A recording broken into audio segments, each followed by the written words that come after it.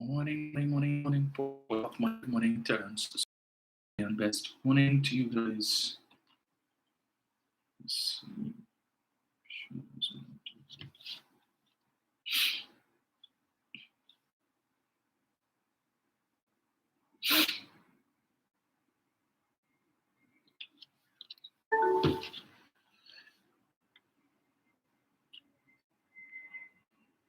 Macaroni 20, Roxanne King, John Walcott. Morning, Sharp. Good morning. Sedana Kwashi, morning to you.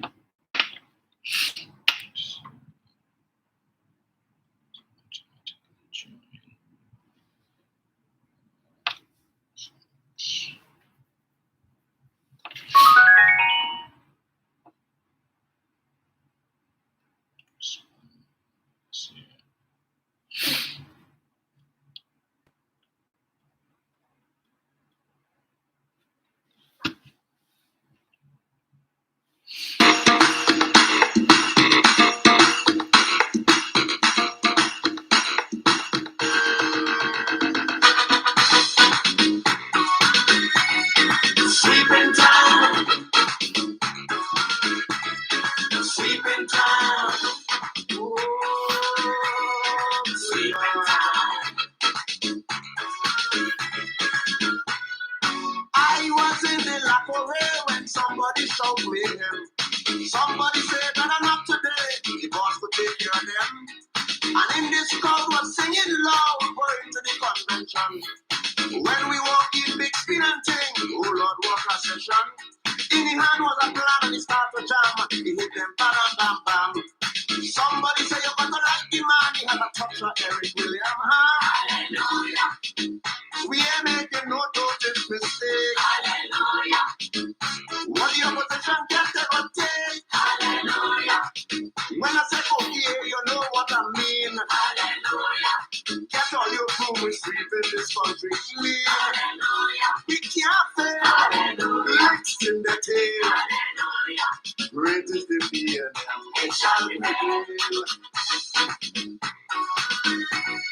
Sweeping town. Sweeping town. Sweeping town. One nation is one people today, a dynamic diversity. A party strong because all along we celebrate our plurality. Equality right across the board, everybody have a chance. That's why all along every place in town is locals leading the dance. We talking about the ultra modern social infrastructure. Education become priority one on the national agenda. Hallelujah. We ain't making no dotage mistake. Hallelujah. So when them opposition get they go take. Hallelujah. And when I say go here, you know what I mean. Hallelujah. Bring all your crew and sleep in this country clean. Hallelujah. We can't fail. 50 years on this train. Hallelujah. Great is the feeling. It shall prevail. Sweeping town. Sweeping town. Sweeping town. Get your crew now. Election time is here. We'll be sweeping everywhere. Election time is here. We'll be sweeping everywhere. Election time is here. We'll be sweeping everywhere. Election time is here. We'll be sweeping everywhere. Get your Bruno. Sweeping time. Sweeping time. Sweeping time.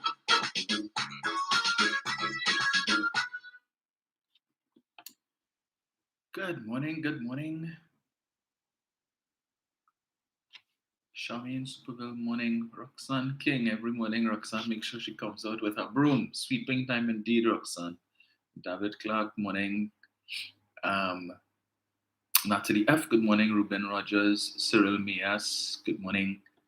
Charmaine Superville. Beverly Gwindy. Good morning. Brenda Isaac Earl Turpin. Brenda is saying why the attack on Marvin. They are no shame, Brenda. That's all they could do, personal attacks and call people all kind of names and whatnot. But you will never get anything of substance from that party or their platforms. Andre Zephyrin, morning. Carol Myers, morning, Carol. Denise Coggins, Karen Field Spooner. Good morning to His Excellency, Nigel O'Connor, President of Pleasantville, and First Lady Mauricia Keegan. Karen, right. Morning, Diane. D. Chris Arlene, good morning to you. Arlene Lewis, morning, Arlene. Tallman, morning. Paula Webb, Floyd Duncan, Christopher Serrett, good morning to all of you all. Marlon Sinclair, Ashlyn Robertson, Carol Bucco, morning, Carol. Angela Carty, good morning to you. Kenneth Gabriel, Jenny Joseph, Claire Irish, Francis Macmillan. Morning to all of you guys. Judy Poe and Maria Lyons, morning. Morning, Angie. I see Angie pop up here. Mother Tunapuna, good morning as well. Mr. Chance, Mr. Yates, morning to all of you guys. Right, so I must apologize for last night. There being no real issues with Dominic Romaine, and I know many of you all would have been tuned in, looking forward to that. But I was only informed sometime yesterday that the program would not be aired because I was told that there was some paid program, but they didn't say what it was. But I suspected what it was. And true to form, it turned out that the UNC decided. All of a sudden, they have discovered Synergy TV and feel that they want to broadcast their meetings on Synergy. So there will be no real issues with Dominic tonight either, because they've done the same thing. They've also bought out tonight as well.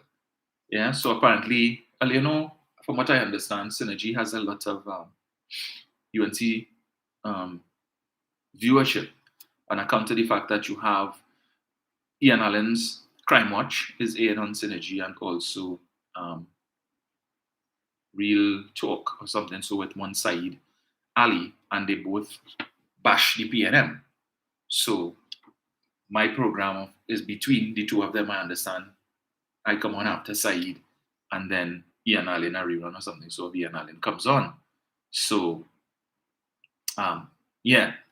So I guess the viewers, the supporters who view Synergy probably figure, hey, this is 91.9. No.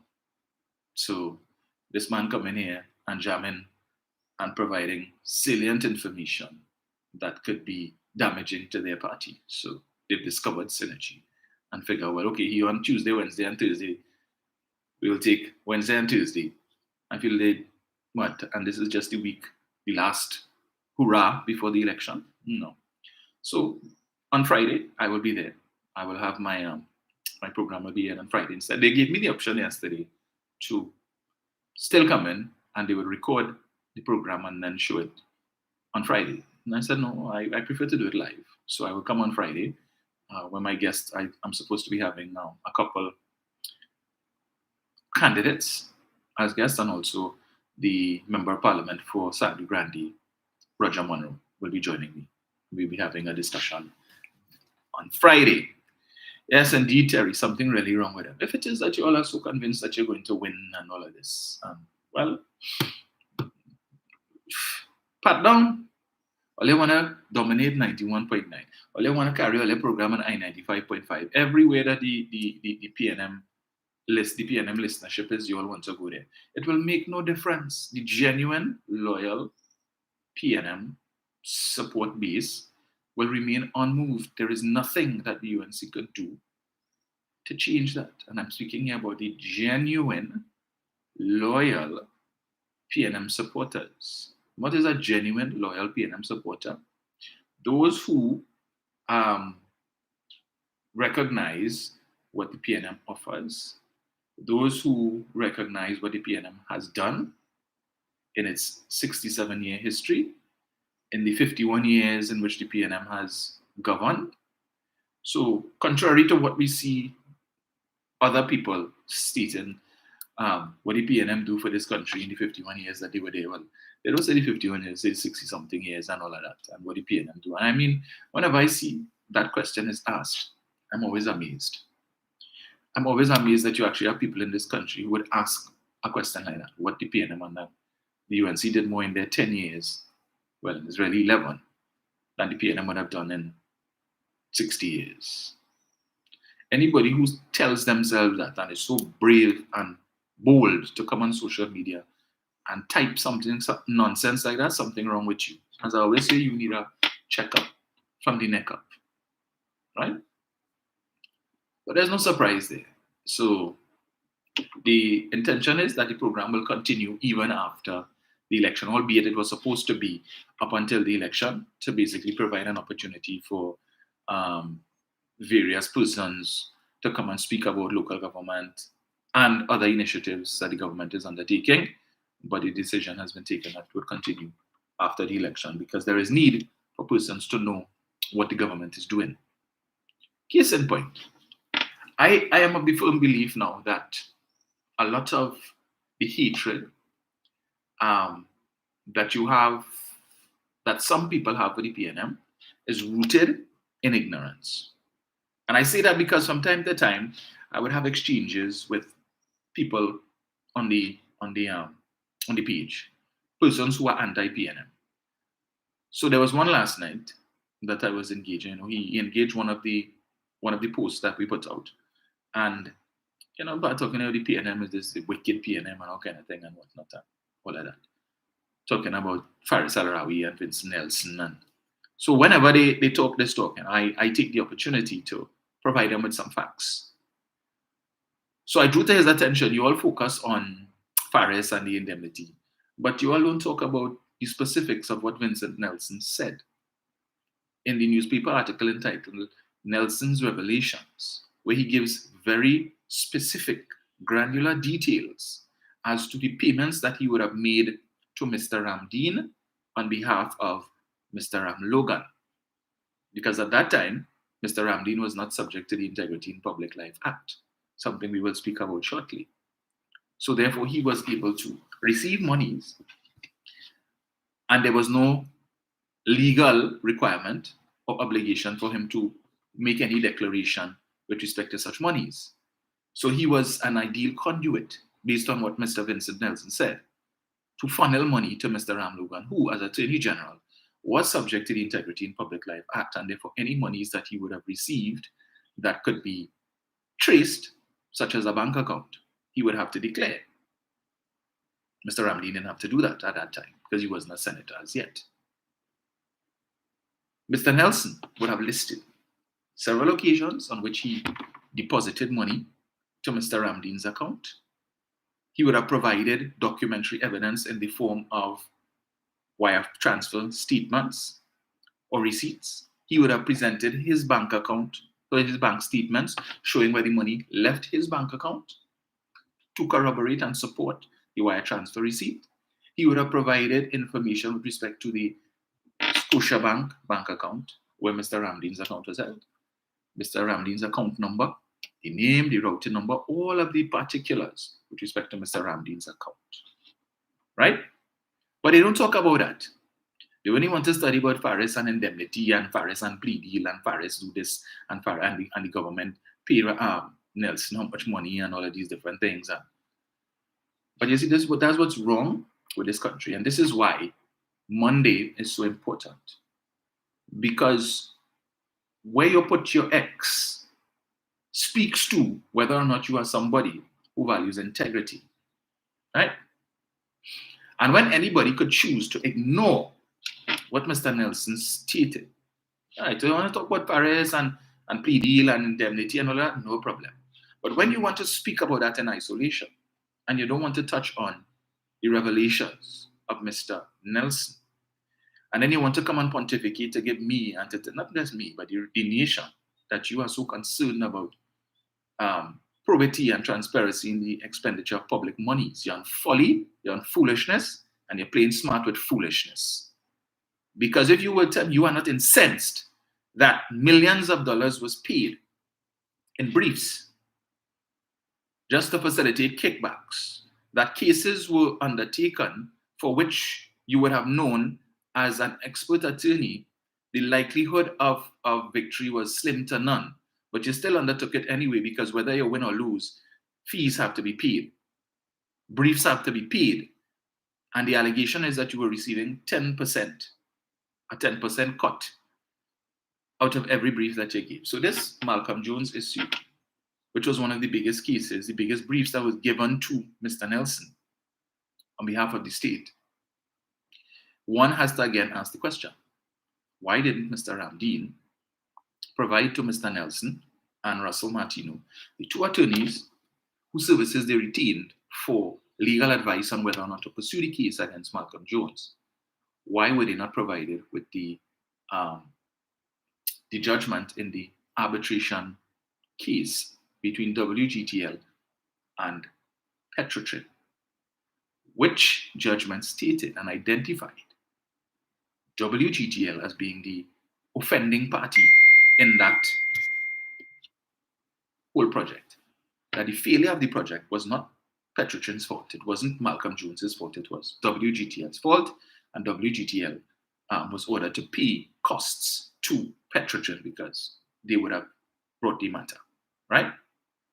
Both Vincent Nelson and Russell Martino, subsequent to the loss of office at the UNC and so on, People's Partnership, when this administration came in, Faris Al-Rawi retained the very same legal team that Mr. Ram Logan hired to sue Malcolm Jones.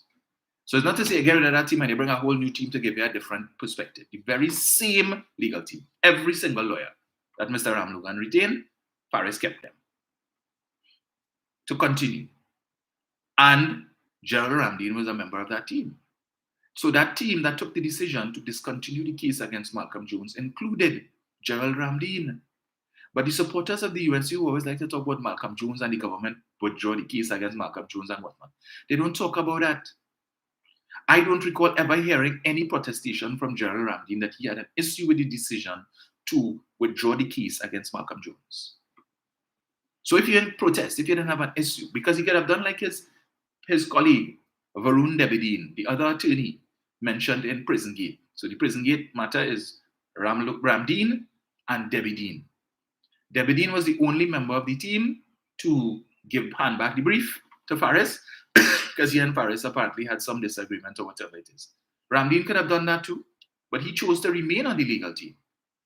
He could have had a dissenting view, a minority position. He didn't. But the UNC supporters don't talk about that.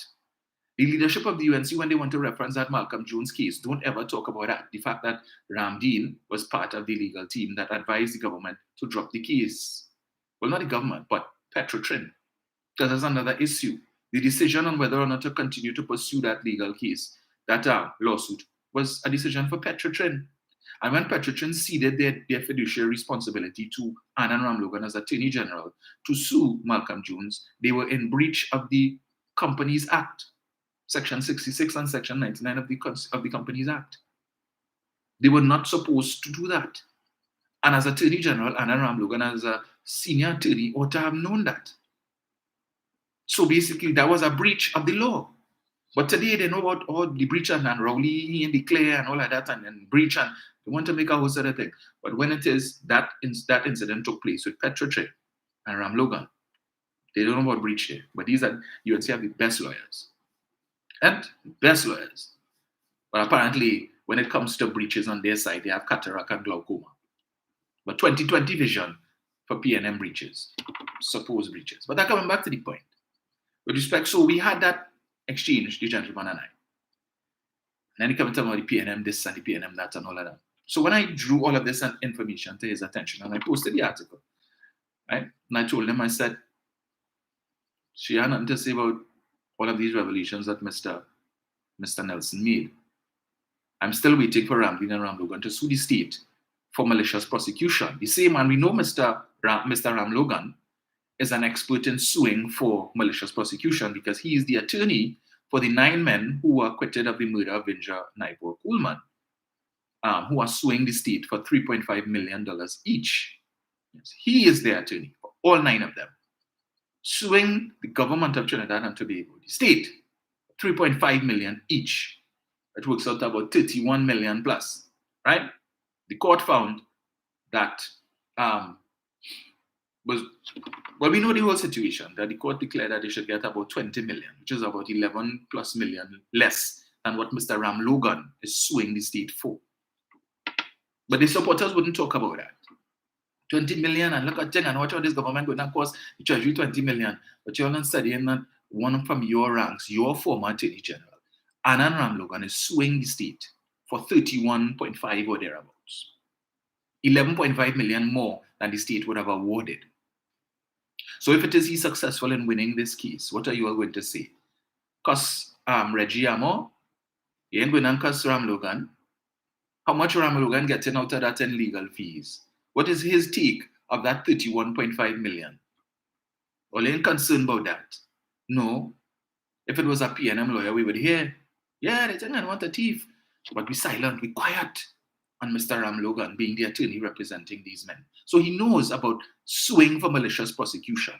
Why has he not sued for malicious prosecution? Why hasn't Ramdeen sued for malicious prosecution? We know why. Because if you sue the state for malicious prosecution, the state would have to provide evidence, documentary evidence, to support the decision to prosecute, which would include Mr. Nelson's statement, which would include, of course, and this is the point that I keep making. The DPP is not a foolish man. There is a process. When you're building a case, you have to make sure that your case is rock solid, airtight. And so, based on Mr. Nelson's revelations, in order to corroborate what Mr. Nelson said, the police would have provided a production order or served a production order on Scotiabank to produce Mr. Ramdeen's bank statements, right? So that they could go through it to verify what Mr. Nelson said. Because if Nelson say on the 10th of May, I transferred 100,000 pounds to Mr. Ramdeen's account, we know that between the 10th of May and the 15th of May, we should see a deposit, the TT equivalent of 100,000 pounds on Mr. Ramdeen's account.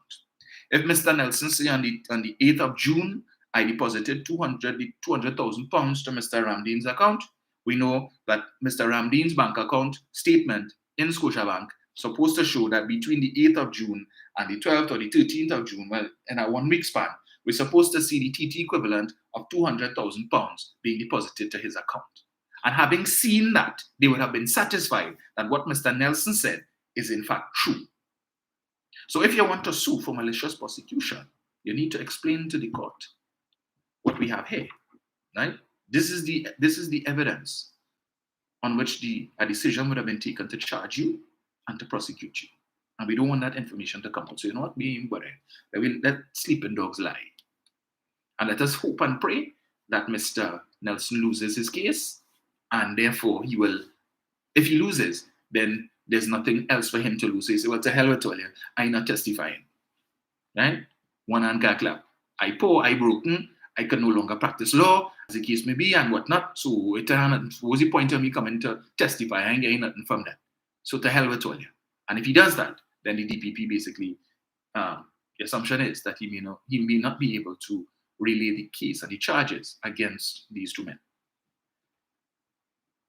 So when I told the gentleman, I said, well, yeah, but I know you're not interested in that conversation. He replies to me, so what conversation? Something about some nonsense, and he said that's all I always want to talk about Bacchanal and whatnot. So what conversation would you like to have? Only Bacchanal and this and that. So of course, arrest the Homestead Program, and it's just I said, let's discuss this. This beautiful program called the Homestead Program, one of several, 16 in fact, that the Ministry of Youth Development is offering to the young people of this country with an entrepreneurial push. So they're getting 2 years free education in agriculture at UE, and they finish 2 acres of land, start a home, $20,000 to start a business with further support from the ADB, NEDCO, and the business development company, among others. And then I went further to post a video clip from TTT showing the graduation of the first cohort, right? 168 of them graduated. So I guess a couple of them probably fell behind because it's really supposed to be 200 a year. I said, let's have a discussion on this. What are your thoughts? I'm still waiting for his thoughts. Still waiting. All the time he engaged with me actively, but as soon as I drop that in here, disappear. Because here it is that you are faced with evidence, right? That all this talk about the PNM wicked and the evil and they don't do nothing and all of that blow up in your face. But you wouldn't have a conversation on that. You don't want to discuss that. No. Why? Well, how you could bad talk something like that? What nastiness you could say about something like that and actually make it make sense? Okay, you can't fight it down. Just say the PNM wicked and stuff, but yet still, they are offering something that perhaps no other government has done, at least at that magnitude. You ain't gonna talk about that. And that's the point that I'm making. And I told them, you're not ready for the conversation. You want to argue about Bacchanal and Couture and all of that, which I could do. But when we talk about the most salient issues, how the government is impacting the lives of citizens in a direct way and a meaningful way in this country, you disappear. You don't want that conversation. You know why? Because clearly he didn't know about this program. And so and that's why it's important for us to continue to promote that and push these things, right? Plenty of them. I don't know if it is that the UNC design special talking points and they give it out to their membership and tell them, go on social media and say this. Because I keep seeing a lot of them posting the question, what did PNM do for the people in the last 8 years? They do nothing for the people in the last 8 years. And they only blaming Kamla and blaming the UNC. And I have to draw to their attention. I talk about the increase in your personal allowance. Between 2010 to 2015, personal allowance was $60,000 per year. And it remained $60,000 per year. Unless, of course, you were a citizen, I believe, over 60, they increased it from 60,000 to 72,000. So in other words, if you're at retirement and they wanted to give you a blight with respect to your retirement income. So if your retirement income was more than $5,000 a month, they increased the personal allowance to $6,000 a month to give you a little blind now because you're not working anymore and you need all of your retirement income. But for everybody else, it remained 60,000, untouched. Untouched. This administration, 2016 to now, in the last 8 years, or 7 years, would have increased the personal allowance 3 times, from 60,000 to 72, 72 to 84, and then from 84 to 90, resulting in thousands of citizens in this country who, between 2010 to 2015, under Mrs. Prasad Bisesa were paying PAYE, no longer pay PAYE. And thousands more saving at least up to $7,500 per year. Between 2010 to 2015, that $7,500 was going to the Board of Inland Revenue. So when they come to talk about Kamla took VAT off of food, and that's what they love to quote, Kamla took VAT off of food, and so the price of food was cheaper. Let me put this increase in personal allowance into perspective for some people. VAT 15%, right? So Kamla said she took VAT off of food, 7,000 food items. I don't know what 7,000 food items look like. I am sure there is nobody in the UNC, not even Mrs. Prasad Bisesa or anybody else in the leadership, could tell me what 7,000 food items they took VAT off, right? But we just throw a figure out there, 7,000 and it's sounding good. Something for the minions and the sycophants to regurgitate. But let's do some quick calculation, right? 15%, so you take it off. It means then that in order for that 15% removal of VAT, 15% on food, to equate to what Dr. Rowley and the PNM has done with the increase in the personal allowance, the average food bill, right, would have to be around $4,000 per month. I ain't talking grocery, because talking food, because they took VAT off of food, so they say. You would have to be spending about $4,000 a month for the savings on that you would have gotten from the removal of VAT to equate to the savings that you're making or you're getting off of the increase in personal allowance. Because 15% of 4,000, about $600 a month, right? That is the average of how much you are saving If you're earning more than $7,500 per month, no. You're saving, because of that, $625 per month that you would have been paying in taxes to the Board of Inland Revenue. $625 a month. As opposed to, they remove VAT on food, 7,000 food items, 15%. So if your food bill was $1,000 a month, you're saving $150. Your food bill is $2,000 a month, you're saving $300. You're still in reach the savings that Keith Rowley has given you of $625 a month. Which average household in this country spending $4,000 a month on food alone? Food, we talk groceries, all of the other things that you buy when you go to the grocery. Which average household, we're talking about average, the average household making a salary of between maybe $5,000-6,000, you be honest, take it up to $10,000 a month.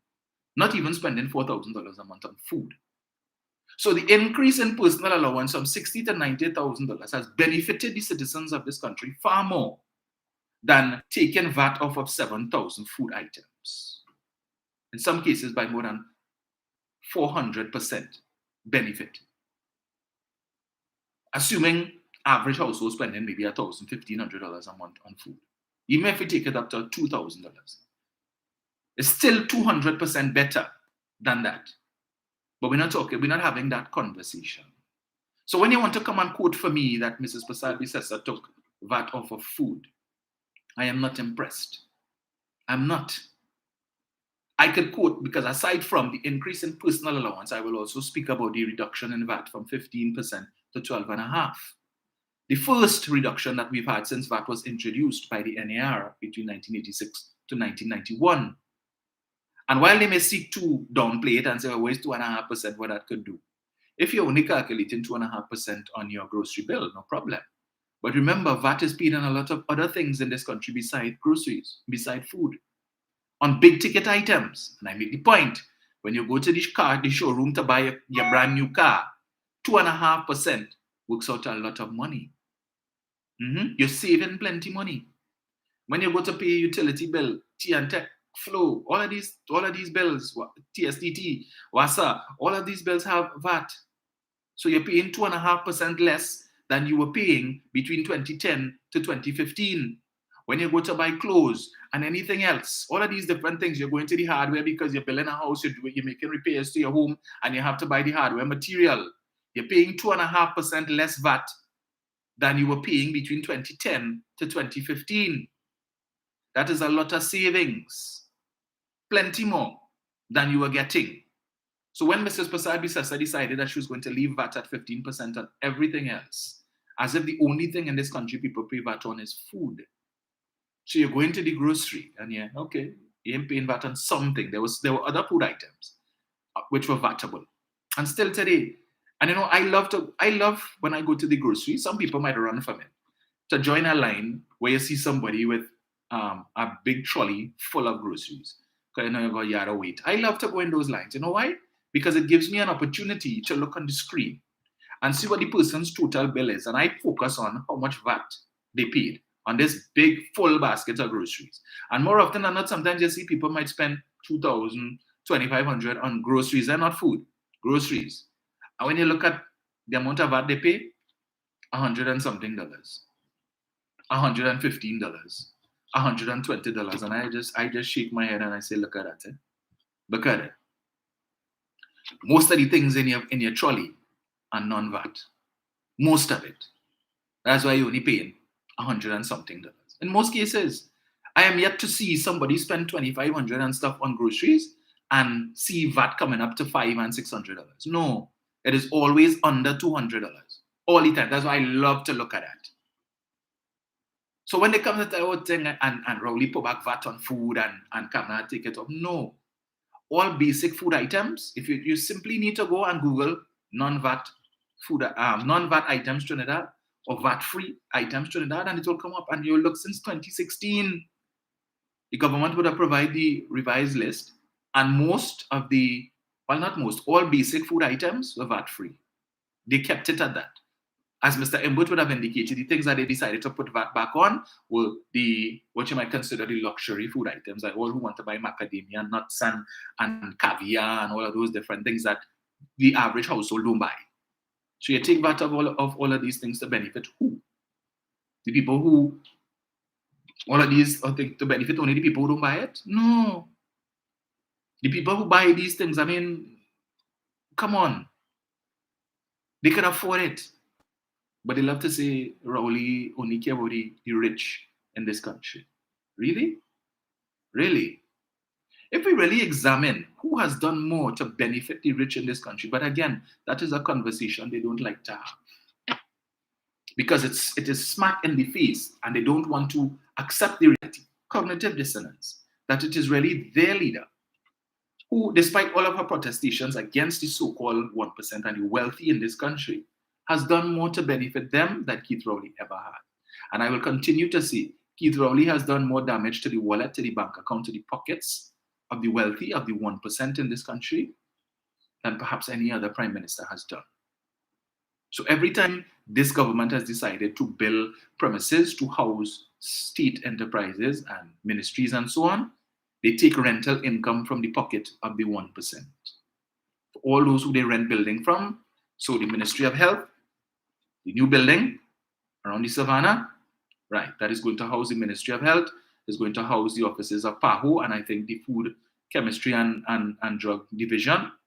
So these three entities will no longer be renting, will no longer be paying rental income to whoever is the landlord.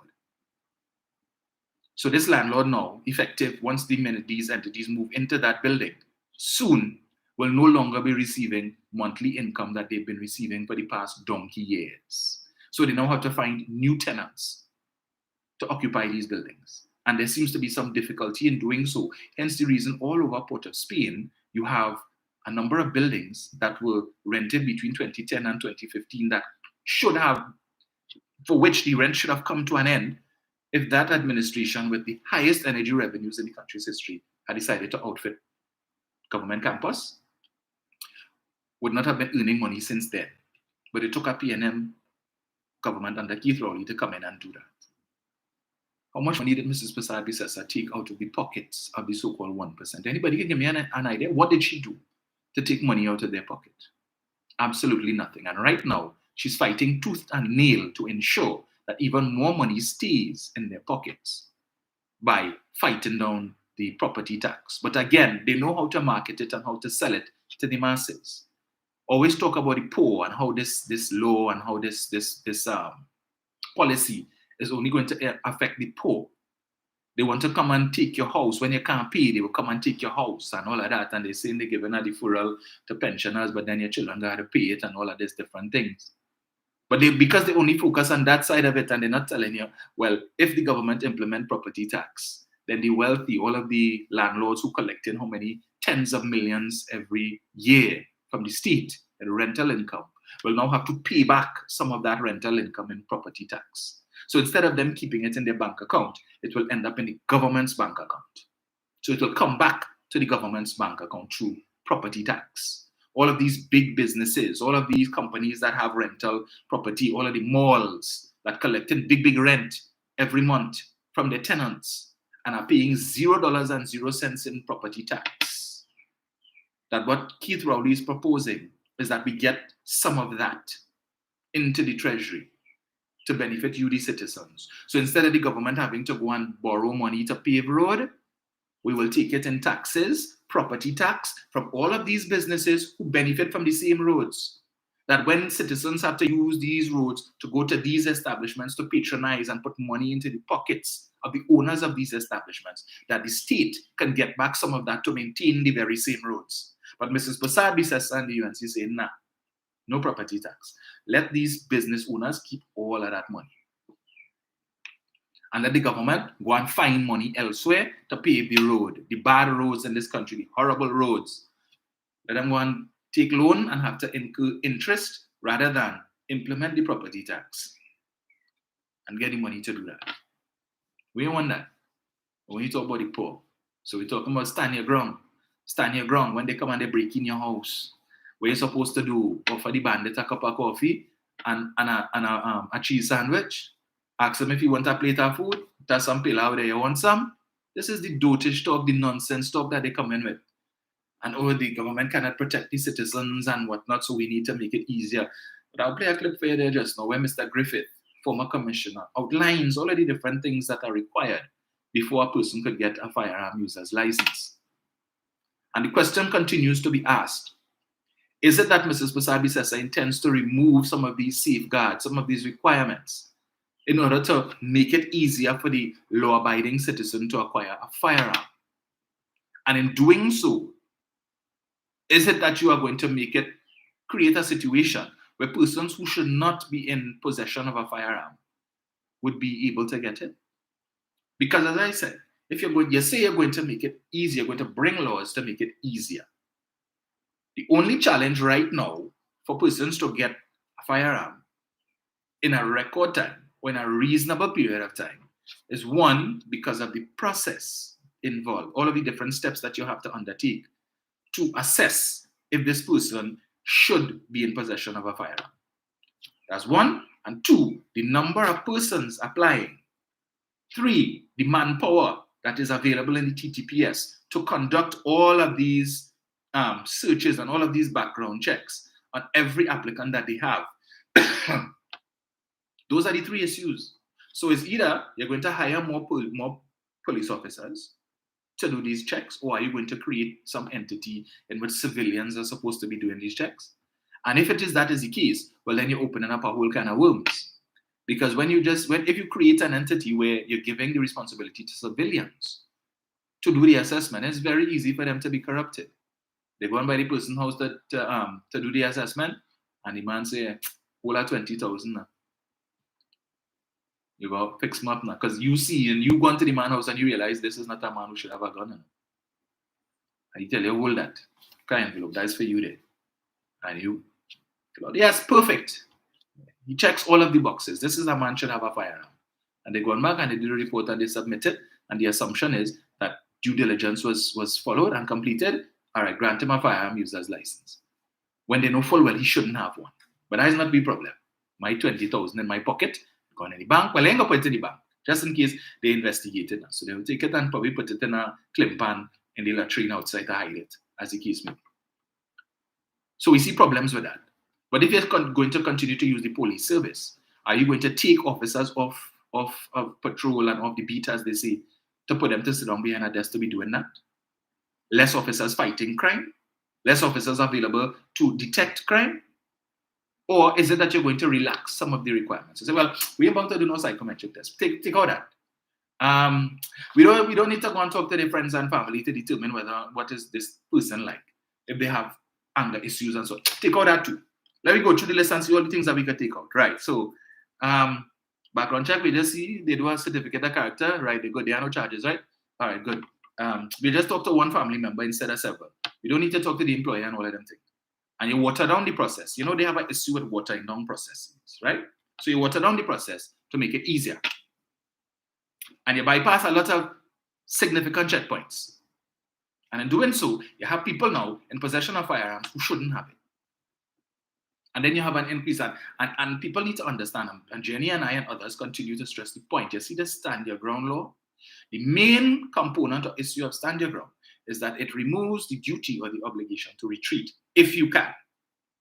In other words, it says, where a situation arises and you could walk away, you don't have to.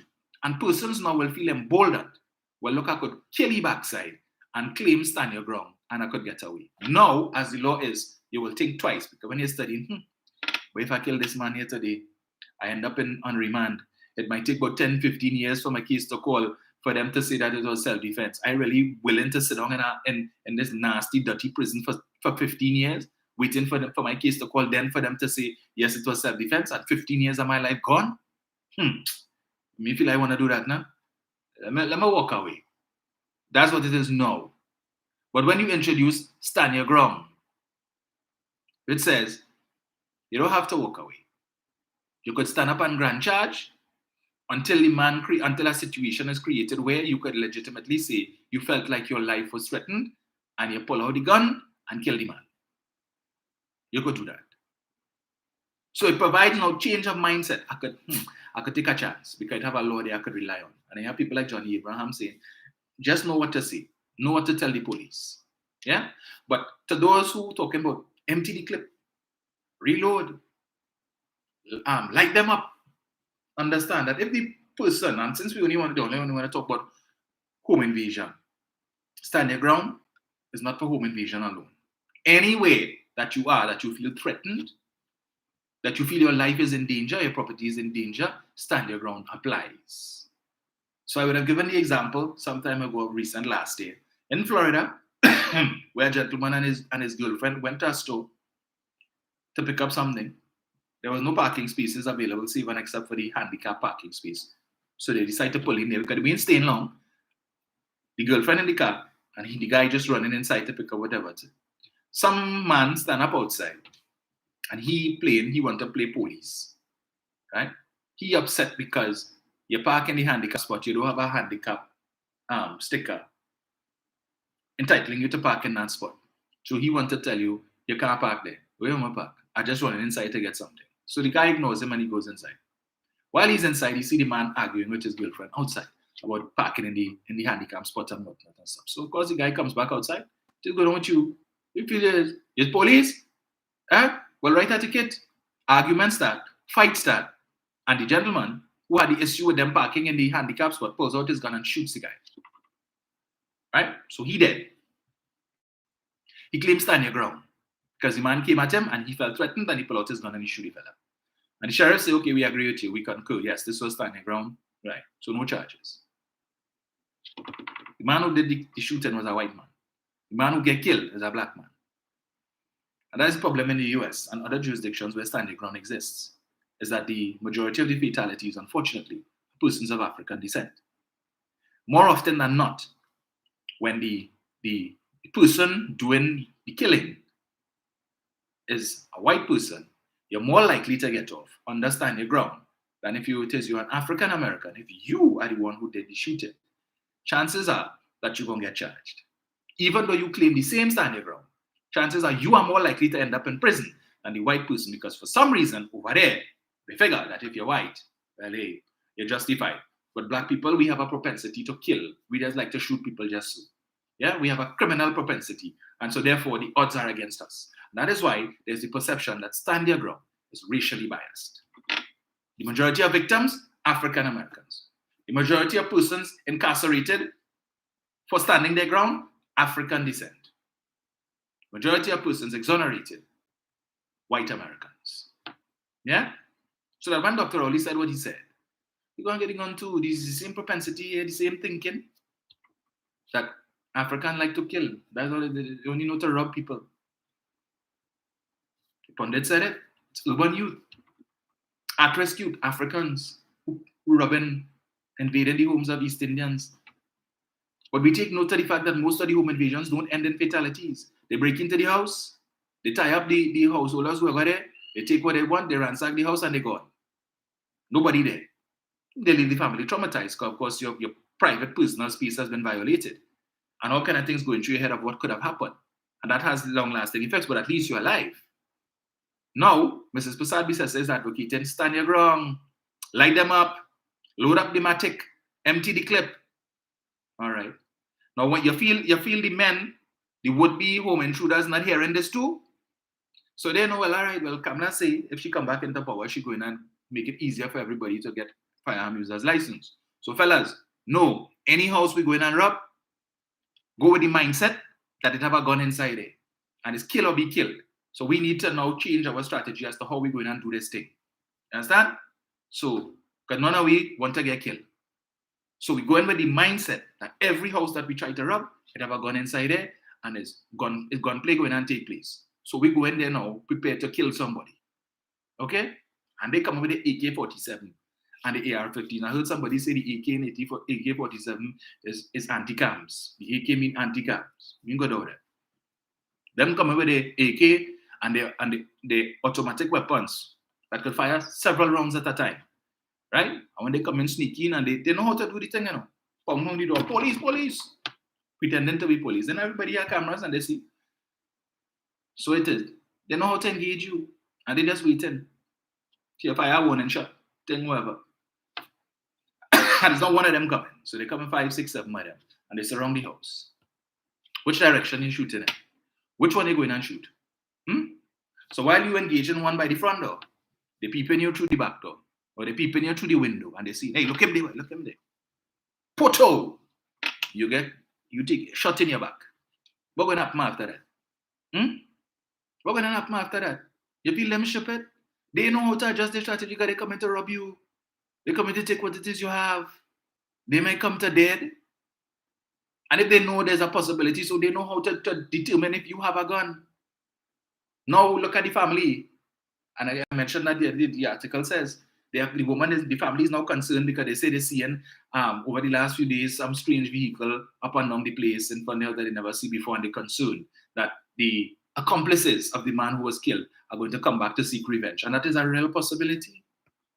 It is a real possibility, especially why did they target this particular house? What did they have there that they wanted? That so many of them would have come. They feel they're going to give up just so? No. And then you kill one of the partner, they may take it not so.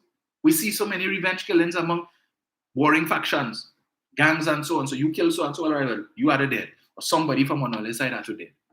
They feel they let you get away that easily. So now you're living in fear. You can't sleep. You can't eat. You're uneasy. Bag under your eye. You're tired. Why? You're afraid to walk outside. You see, you're walking anywhere and you see a strange car. And it's not only home. You drive out from your house and you see like a car following you. You're worried. You're sweating. You know what to do. Because you're saying, I wonder if that's them, boy. I wonder if that's them, boy. Come and still light them up. But if the bandit come into your home and you shoot him, let's say you're lucky enough to get one off, right? And you shoot him, and he's incapacitated, he fall down, and you are in a position to restrain him until the police come. You're safe. Now, if it is, he dies in the process. Because of this one shot, you got it off where you shoot him in his head or in his chest or something, and you damage something vital and he dies while he's restrained and you're waiting for the police. No problem. He came into your home, you felt your life was threatened, and you shoot. But when you take Passad Bisasa advice, and you shoot him, and he fall down on the ground, and his gun gone so, and you walk up to him and you say, hey, you're pest, you're going on dead today, and you empty the clip on him, just remember the autopsy will show that close range. Because if it is you empty the clip, and let's say your clip can carry 17 bullets, and you have 17 bullets, the police will tell you, well, ain't no way this man stand up and take 17 shots.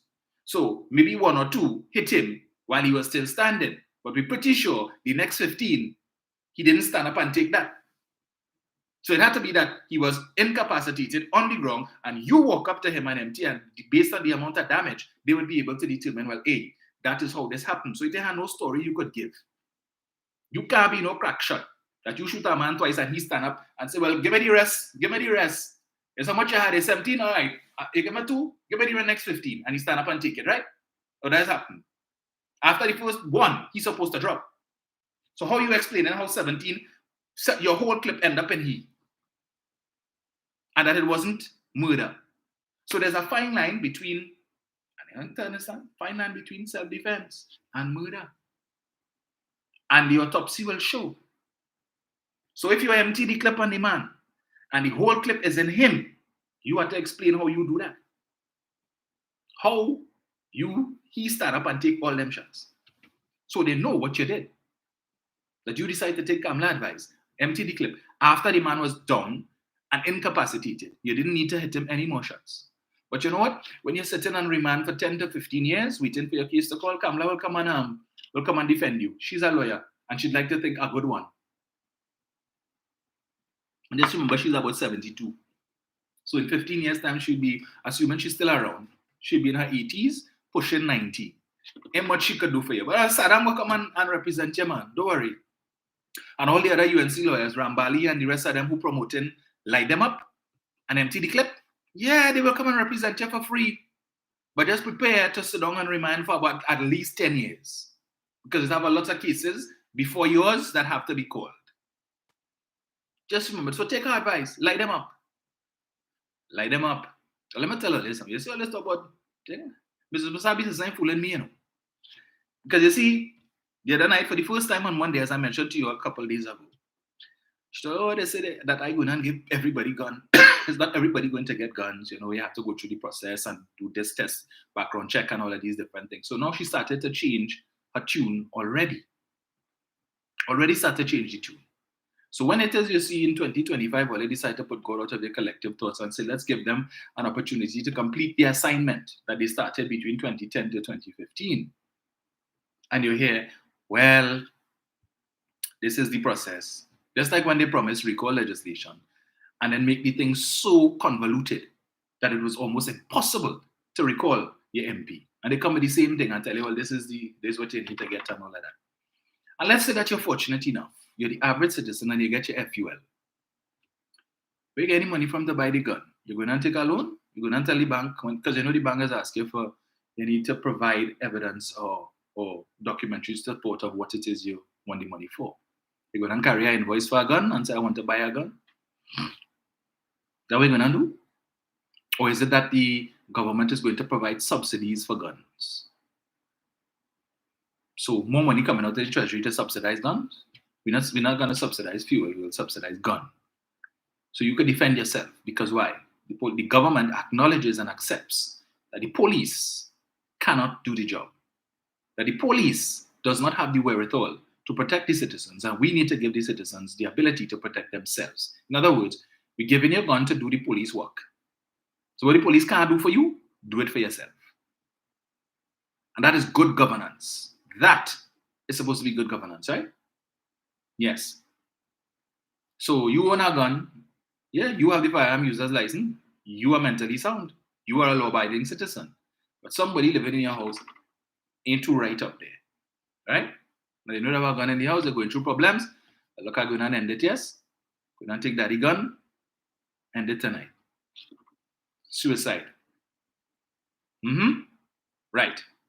So you get somebody back, you're 17 or you're 18 or 19-year-old son, he and the girl follow, she own him, and he vex, and he can't take it, he going through the banker, he frustrated, he can't sleep and can't eat, and he's seeing she posting pictures all up on Instagram and Facebook and wherever else, TikTok with she and the new man, and he trip.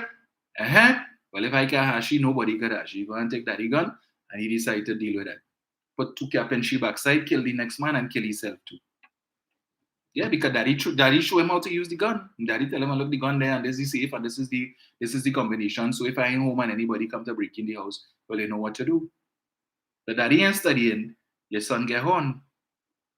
Yeah, and he can't handle it. He ain't eating, can't sleep, nothing, he can't focus. Because there's one thing you want me, but oh gosh, man, you're putting it in my face too. So you tell me we done, and now I seeing all kind of thing, picture with you and the man. What are you supposed to do? You have me looking like a kunumunu. Nah. That is the day for you. You are to dead. These things are not outside the realm of possibility. It's Trinidad. So when you see an upsurge in these things, and Mrs. Masabi says, I will do what? Shed tears? Say I'm sorry? Are you going to tell the families? You're sorry? I just asking the question. Take, for example, this incident the other day, where the 20-something-year-old who chopped off the hand of her close female relative when he was beating the mother. Now you know the level of force. That cutlass had to be damn sharp. And you know the level of force that she would have had to apply to sever the man's hand in one chop. Right? He fortunate today he's still alive, albeit he only has one hand. I don't know if they were able to reattach. But you can imagine if there was a licensed firearm in that house instead of a cutlass. Today he would have been pushing up daisies, or he would have been dust in the wind. Fortunately for him, he didn't have a gun in the house, and she used the next best thing, which was the cutlass, and he just lose a hand. But he could have lost his life. A domestic situation.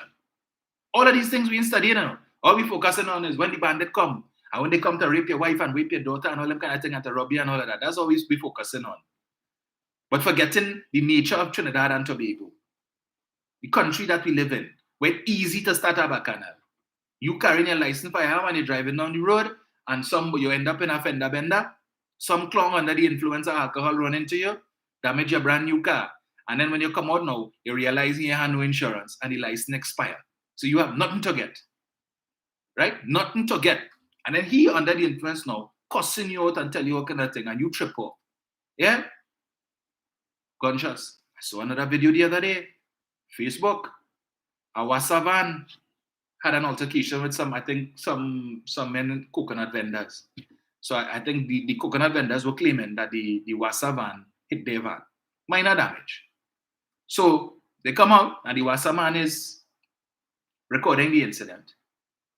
And the guys from the coconut vendor van now cussing him and telling him, boy, well, the bacana said because they telling him, man, we are a small thing here, just give you a 250 or something of this sort.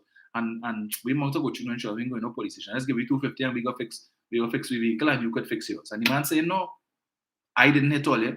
It's all hit me. Let me go in the police station. And I say, hey, brother man, you forget what and just give you 250 and we'll go. And the man insists, no, and he recorded. Big cuss out ensues. And then the men from the coconut vendor van decide to kick up the Wassa van, break off the wing mirror, and them so vexed. All kind of cuss, but you're lucky thing with that. Do so and so, you're lucky, whatever. Break off the wing mirror, kick up the van and all kind of thing, all kind of damage. Now, if it is 2 or 3 of them, they had licensed firearms, had everywhere. Could have been a horse of a different color. The ending could have been different, right? Because the man could have said, well, here what? I thought my life was in jeopardy because there's 5 of them and me alone, and this man come and he break off the wing mirror, and I didn't know what it is he wanted to do next, and he was threatening me, right? And them had cutlass in the van to cut coconut, and I didn't know, right? And I defended myself, and I take out 2, 3 of them. Easy as that. But we study all of these scenarios. Now, it's only when the gun for when the invader come into your house. That's all we wanted for. We wanted for nothing else. Nothing else. You're going in the bank, you have it on you. A man come and you just walk out the bank and you have your envelope with your money. Right? A man snatch it and you decide to pull out your gun after he take off running and you pelt in wild shots, hoping to hit him. And in the process, some innocent bystander who now jump out the car and just walk in towards the bank, he snatched them and decided to use them as a human shield. Them dead. He gets away. We're going and say to the family, you were sorry? You didn't mean to? That's what you're going to say? That is not much consolation for them. Wrong place at the wrong time. Because you get an opportunity in your mind. You get an opportunity to use your gun, finally, to kill somebody. And this man is a pest. And you just withdraw your $5,000 or $10,000 and you walk out of the bank. And he come and snatch it just so you work hard for that money. He had to dare today. You see this pest? I go and put him out of his misery. But he quicker than you. Right? And unless you could get a direct shot on him, problems. And in trying to spray bullets, so kill he, stray bullet, somebody else dead. Innocent bystander who had nothing to do with it. He gets away. And them on the ground there. And what you gonna do? Light them up. Empty the clip. I want to deal first with Philip Alexander. I always have an issue. I say if you're going to criticize the government, I have no problem with that. Do it. Because certainly this government is not perfect. I have said before and I'll say it again. This government has made some decisions which, I've questioned, which has not sat well with me. I think could have done better in certain areas. And I always criticize, at least with respect to the party and the issue of PR. I always say I think the party's PR is weak. Because the amount of things that the government is doing that the wider citizenry is not aware of is part of the reason why you have so many people hating. I saw a clip. I would have loved to play it. But again, it is expletive laden. A young woman, and she does these TikTok videos regularly, criticizing the government. So I've seen at least 5 with her. And the most recent one, she looks like she could probably be in her early 20s. Poor misguided soul.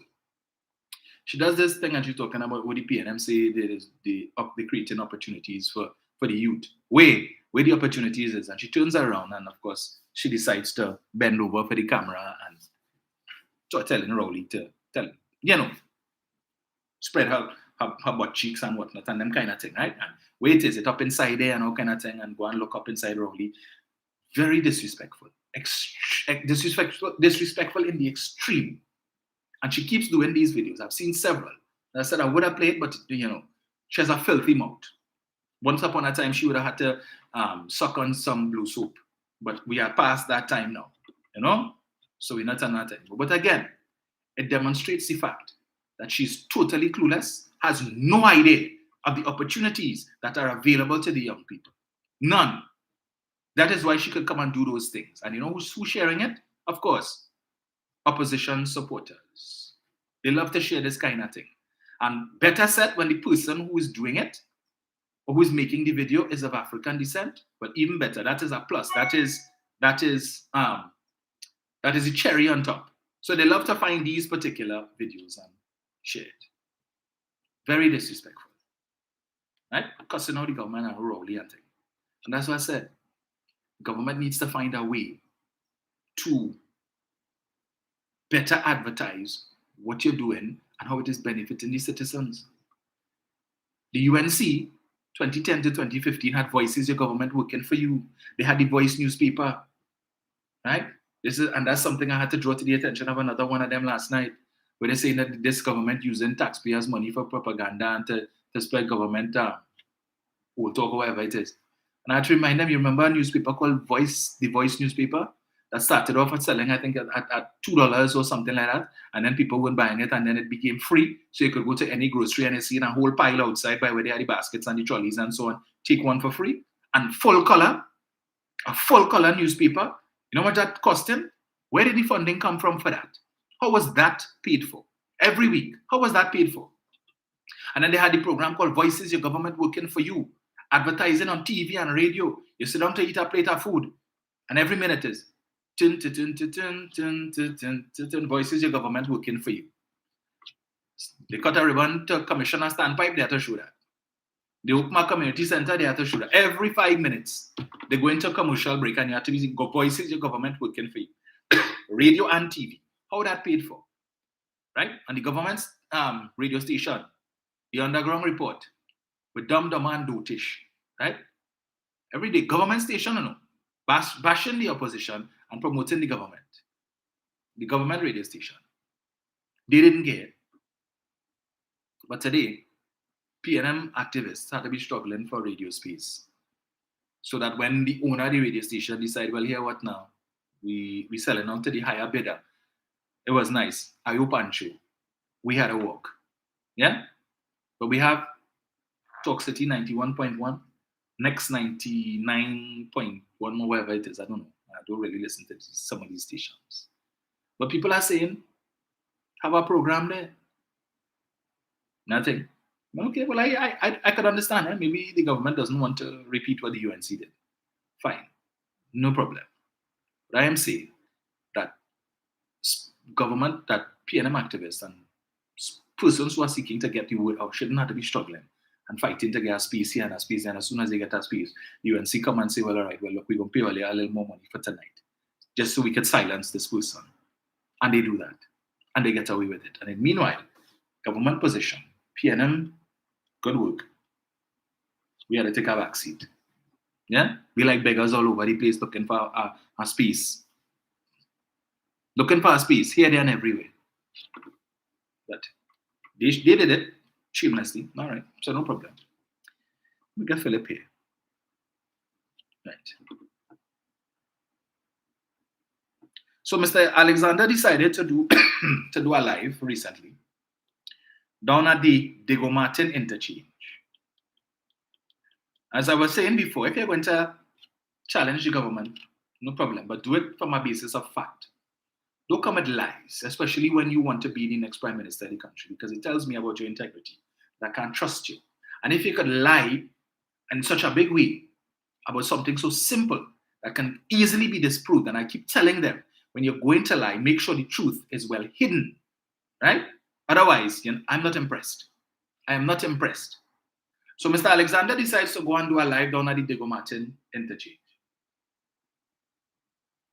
and misrepresent the cost of the project. Listen to him. You do so at your own risk because the lifeguards are protesting the government's failure to pay them their salaries and give them their increases. So the lifeguards find money to equip our police stations properly. Look what we can find money for. I am standing on a roundabout that nobody needed. This roundabout has been built to justify a flyover from Victoria Keys to West Mall that, again, nobody needed.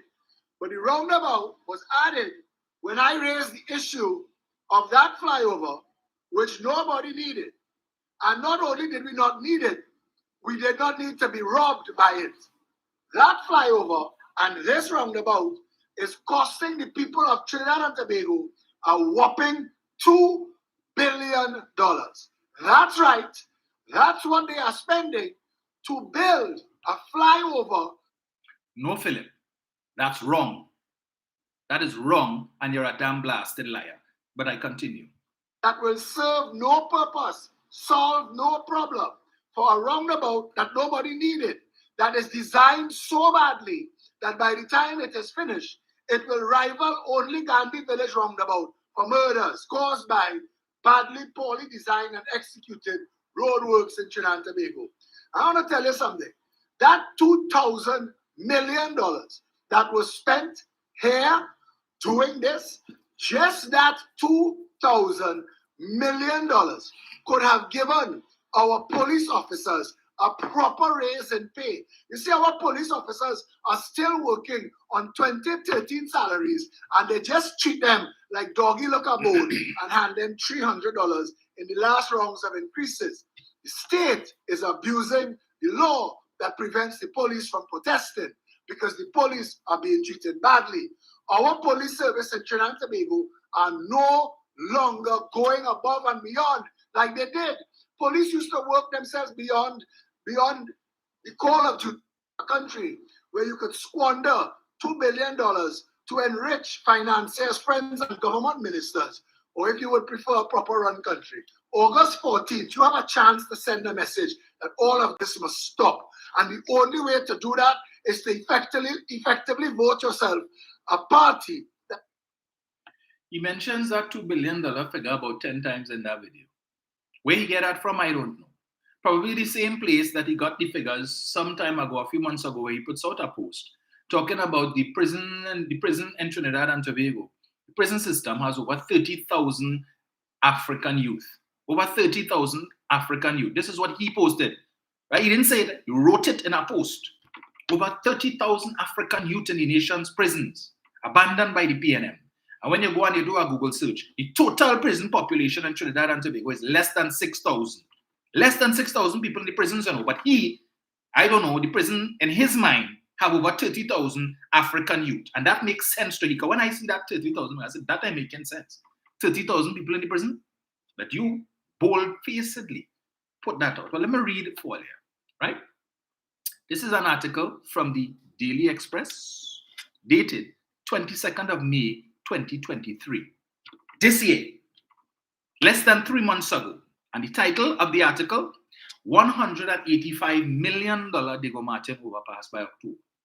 $185 million. This is in the Express, dated 22nd of May, 2023. So I don't know how the budget went from $185 million in May to $2 billion in less than 3 months. I am confused, Philip. Unless that 2 billion you're talking about is 2 billion Bolivar or 2 billion rupees. It can't be $2 billion, Philip.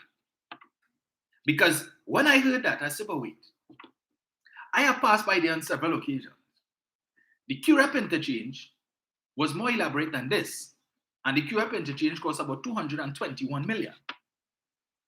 The PP were planning to spend over 500 million on the QREP interchange. This administration came in, retendered, and brought it in at 221 million. So I'm confused as to how this could cost $2 billion. And that cost 221. And when I look at all the other projects that were undertaken, the Red House Restoration, Magnificent Seven, President's House, all that work, none of them projects then cost $2 billion. How the hell that could cost $2 billion? The $185 million Diego Martin vehicular overpass project is expected to be completed by October. Braving yesterday's inclement weather, Works and Transport Minister Rohan Sinanan gave an update on the progress at the work site. Sinanan said we are looking at October for the project to be completed. The QREP interchange tender went out for about 500 million, land and everything. We brought it to about 220 million. This project is about 185 million, and so far we are in budget. Started in 2020, the project, which is expected to benefit several communities, including Diego Martin, Pitti Valley, and Victoria Gardens, are expected to be completed by March 2020. Was expected to be completed by March 2022. However, according to an official, the works were impacted by COVID-19. Over the last couple of months, commuters have experienced heavy traffic and altered routes, which have affected their access to malls, pharmacies, and homes in the area. Sinanan said the ministry was also attempting to address the drainage issues, which tend to contribute to flooding in Diego Martin and environs. The minister thanked Jusanco Pavers Limited and NIDCO for their input. And then, right, so it has in the background, heavy machinery moved massive mounds of earth. Stacks of stones were spotted among wild vegetation. A concrete path led to the vicinity of the falls at West Mall. To date, the traffic lights have been removed and work on the roundabout has begun to assist pedestrians and motorists who traverse the area. Sinanan added, we just wanted to assess the progress, look at the upgrade and the drainage, and we want to continue the construction, a vast improvement. We removed the lights and installed a roundabout. On the drainage concerns, Sinanan said that there were 6 focal points since the area was prone to a lot of flooding. Underground culverts were increased to 3.5 meters, and we wanted to make a difference, and we embarked upon 500 drainage projects. Right? But he gone down to the roundabout, gone down to the project, put up his camera and telling you, 2 billion. That's right, 2 billion. 2,000 million. Philip, where you get that from? What is your source? Is it the same source that provided Mrs. Prasad Bissessa with her information about the inheritance tax? Are your sources also Philip, Grey Goose and Forest Park, Philip? Or is it your sources, something a little more natural? Yeah, a herb-like substance, Philip. Because I can't understand how else you could go from 185 million, less than 10% of the figure this man quoted, 2 billion, and it have a whole set of orange sycophants buying into that nonsense. Men and women of letters supporting that nonsense and parroting that crap. That making sense to all it? And that is who we must put into office? A madman who quoting all this set of nonsensical figures, and none of them could provide proof or evidence to support what they're saying. But you know what? Come and talk that talk. Because we know there are people out there who have a set of soft head. Oh, come on, man. Yeah, a set of people who have a set of soft head and will talk that nonsense. Repeat it, regurgitate it. Well, you may hear, why you see how much money Rowley and them spending for that Diego Martin interchange? $2 billion, $2 billion. And they say they have money to pay public servants. We could only pay public servants for 4%, but they could find $2 billion for that. Yes, Rowley and them wicked. They're wicked to people. They only care about their finances. They make care about people. That's the talk. Because Philip will fix it. You hear all the ideas Philip talking about. Philip is the man. No, Philip, no. Know what? Know how to lie and lie very well.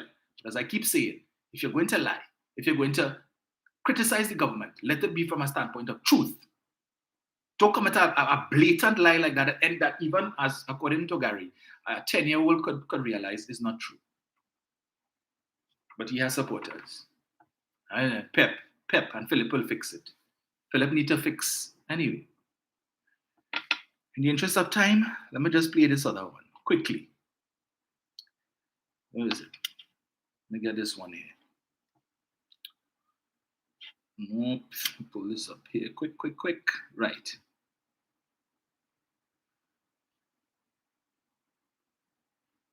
Two things I wanted to touch on. But anyway. Right. Those 28 individuals who applied for a firearm, and sometimes for years, there was not even a common courtesy of a response from the Office of the Commissioner of Police. It sums up exactly what I did. Because I was efficient, because I was competent, I was doing my job. The law is clear. The law states that there are certain things that people require, but from a certificate of good character, approval from your spouse, a background check, psychological testing, due diligence, visiting the home, and justifying if the person, there's some possible threat. And if all of these things the person adheres to, there is nothing that should stop a commissioner of police from giving a person a firearm to defend themselves and their assets. However, before me and after me, there have been incompetent commissioners of police who did not do their job. And that is why we had a backlog of over 50,000 applicants. Keith Rowley prefers this. He wants to have incompetent commissioners of police, similar to incompetent ministers who work under him. And that is what he prefers. So because I was competent, because I was efficient, because I did my job, we never had situations of people trying to sue the state because you didn't even have the common courtesy to state that you're rejecting them or you're approving it. And these 28, let me tell you, there are going to be hundreds upon hundreds more that are going to sue the state. So you, the taxpayers now, will have to pay through you tens upon tens of millions of dollars because we have commissioners of police who are afraid to do their job because a prime minister does not want law-abiding citizens to have firearms even though they're eligible. So again, because I was competent and efficient in my job, Keith Rowley had a problem because he is accustomed to incompetence and mediocrity. Yeah, I know. It's been real difficult to listen to this man sometimes. Before me, there was none greater. And after me, there shall be none greater. For I am the GOAT, the greatest of all times. Just the only thing he missing just now is to say, call me Jehovah. Yeah, the Almighty. There is none, and I wouldn't put it past him one of these days to say he know better than even God. I don't put that past him at all. Yeah? So this man has no professionalism about him. That you want to come and criticize every commissioner before you. So everybody before you was incompetent. Everybody after you incompetent. You were the best commissioner I ever had. The best this country ever see. You know how to do everything perfectly. Perfectly. Under you, the police service was perfectly run. Of course, several police officers would tell a different story. Yeah? Would tell a different story. But I mean, come on. Everything is always I. Ega parang ban? It's Christmas? I. Come now, man. And I want to come and tell people now about how much millions going to spend. 28 people decide to sue the commissioner. They ain't suing the commissioner for money. They suing the commissioner because they want the commissioner to get them the firearm user's license. I played for you. He mentioned at least 7 things. 7 things that you have to do. 7 requirements that must be satisfied before you could get your provisional license. 7. I asked the question, how many of that is Mrs. Prasad-Bissessar going to remove to make it easier for the law-abiding citizen to get the firearm? Because short of that, the only other thing that they could do to ensure that it is easy for law-abiding citizens to have a firearm is for them to do as obtains in the United States, entrench the right to bear arms in the Constitution, to make it a constitutional right to bear arms, to own a firearm. So once that is the case, it means you could do as what obtains in the US. You could go, walk in a store, a gun shop, and you pick out whoever it is you want. In some states, they have concealed carry laws where you own a gun, but you cannot display it. So it's not like in the Wild Wild West, where you strap on your gun belt and you jump on your pony and the gun there, so you at a moment's notice, if you need, you pull it out. No. You have it on you, you're supposed to have your pouch thing, or you have your holster under your jacket, you have it inside there, but it must be concealed. In other states, they don't have that. So wherever, you just have it on you. Some places, they require to do some background checks and so on to make sure you're not no criminal history, you're not a felon and whatnot. Other places, they don't have that requirement. So you just walk in a gun shop and buy a gun. Hence the reason you have almost 400 mass shootings in the United States so far for the year. 400 mass shootings. Because you could just walk in a gun shop, buy a gun, and handle yourself. I mean, when I go to Florida, right? When I go to Fort Lauderdale and so on, you know, I would visit the gun shop because it's easy there. It's not like in Trinidad. Hey, you walk in the gun shop, you hand them your passport, some form of ID, right? And they ask you, what type of gun you want? Yeah, well, what would you suggest? You say you have any experience shooting? Well, not really. I've been here a couple times. All right, so, well, we won't give you the basic. So they have on the wall, behind the cashier, a whole set of guns, which is what they rent out for you to go on the range. And they tell you, well, all right, pick out one now. So what would you recommend? And they take one, say, all right, this one, and they give you the whole explanation, so on, so on, so on. Okay, all right, this is a good one. a popular one. They get the basket, they put the gun inside there, they ask you how much ammunition you need. 1 box, 2, 3. 1 box holds about 50 bullets. I say one is fine. Right? They give you the goggles, they give you your glasses and so on, and you sign the card, and you go inside. They tell you, well, okay, pick your targets there. So they have a shelf with different types of targets. So they have the targets, more targets with the rings. They have targets with men. I have it inside there. Next time when I do the live Sunday, I'll show you. Right? I ain't too bad, but anyway.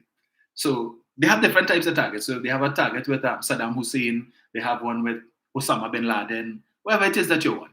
Yeah? And they go into the back. They go into the range. And now if you own your own gun, you could come in. Sometimes you go inside there and you're frightened. You're frightened because you're seeing people coming in with their own guns. And I thought, yeah, man. One time I went there, and this father and son come in with their own guns. You see they come totes in their bag. They put it, and you see this AR-15 or whatever it is. These men pull out, and they're in their lane.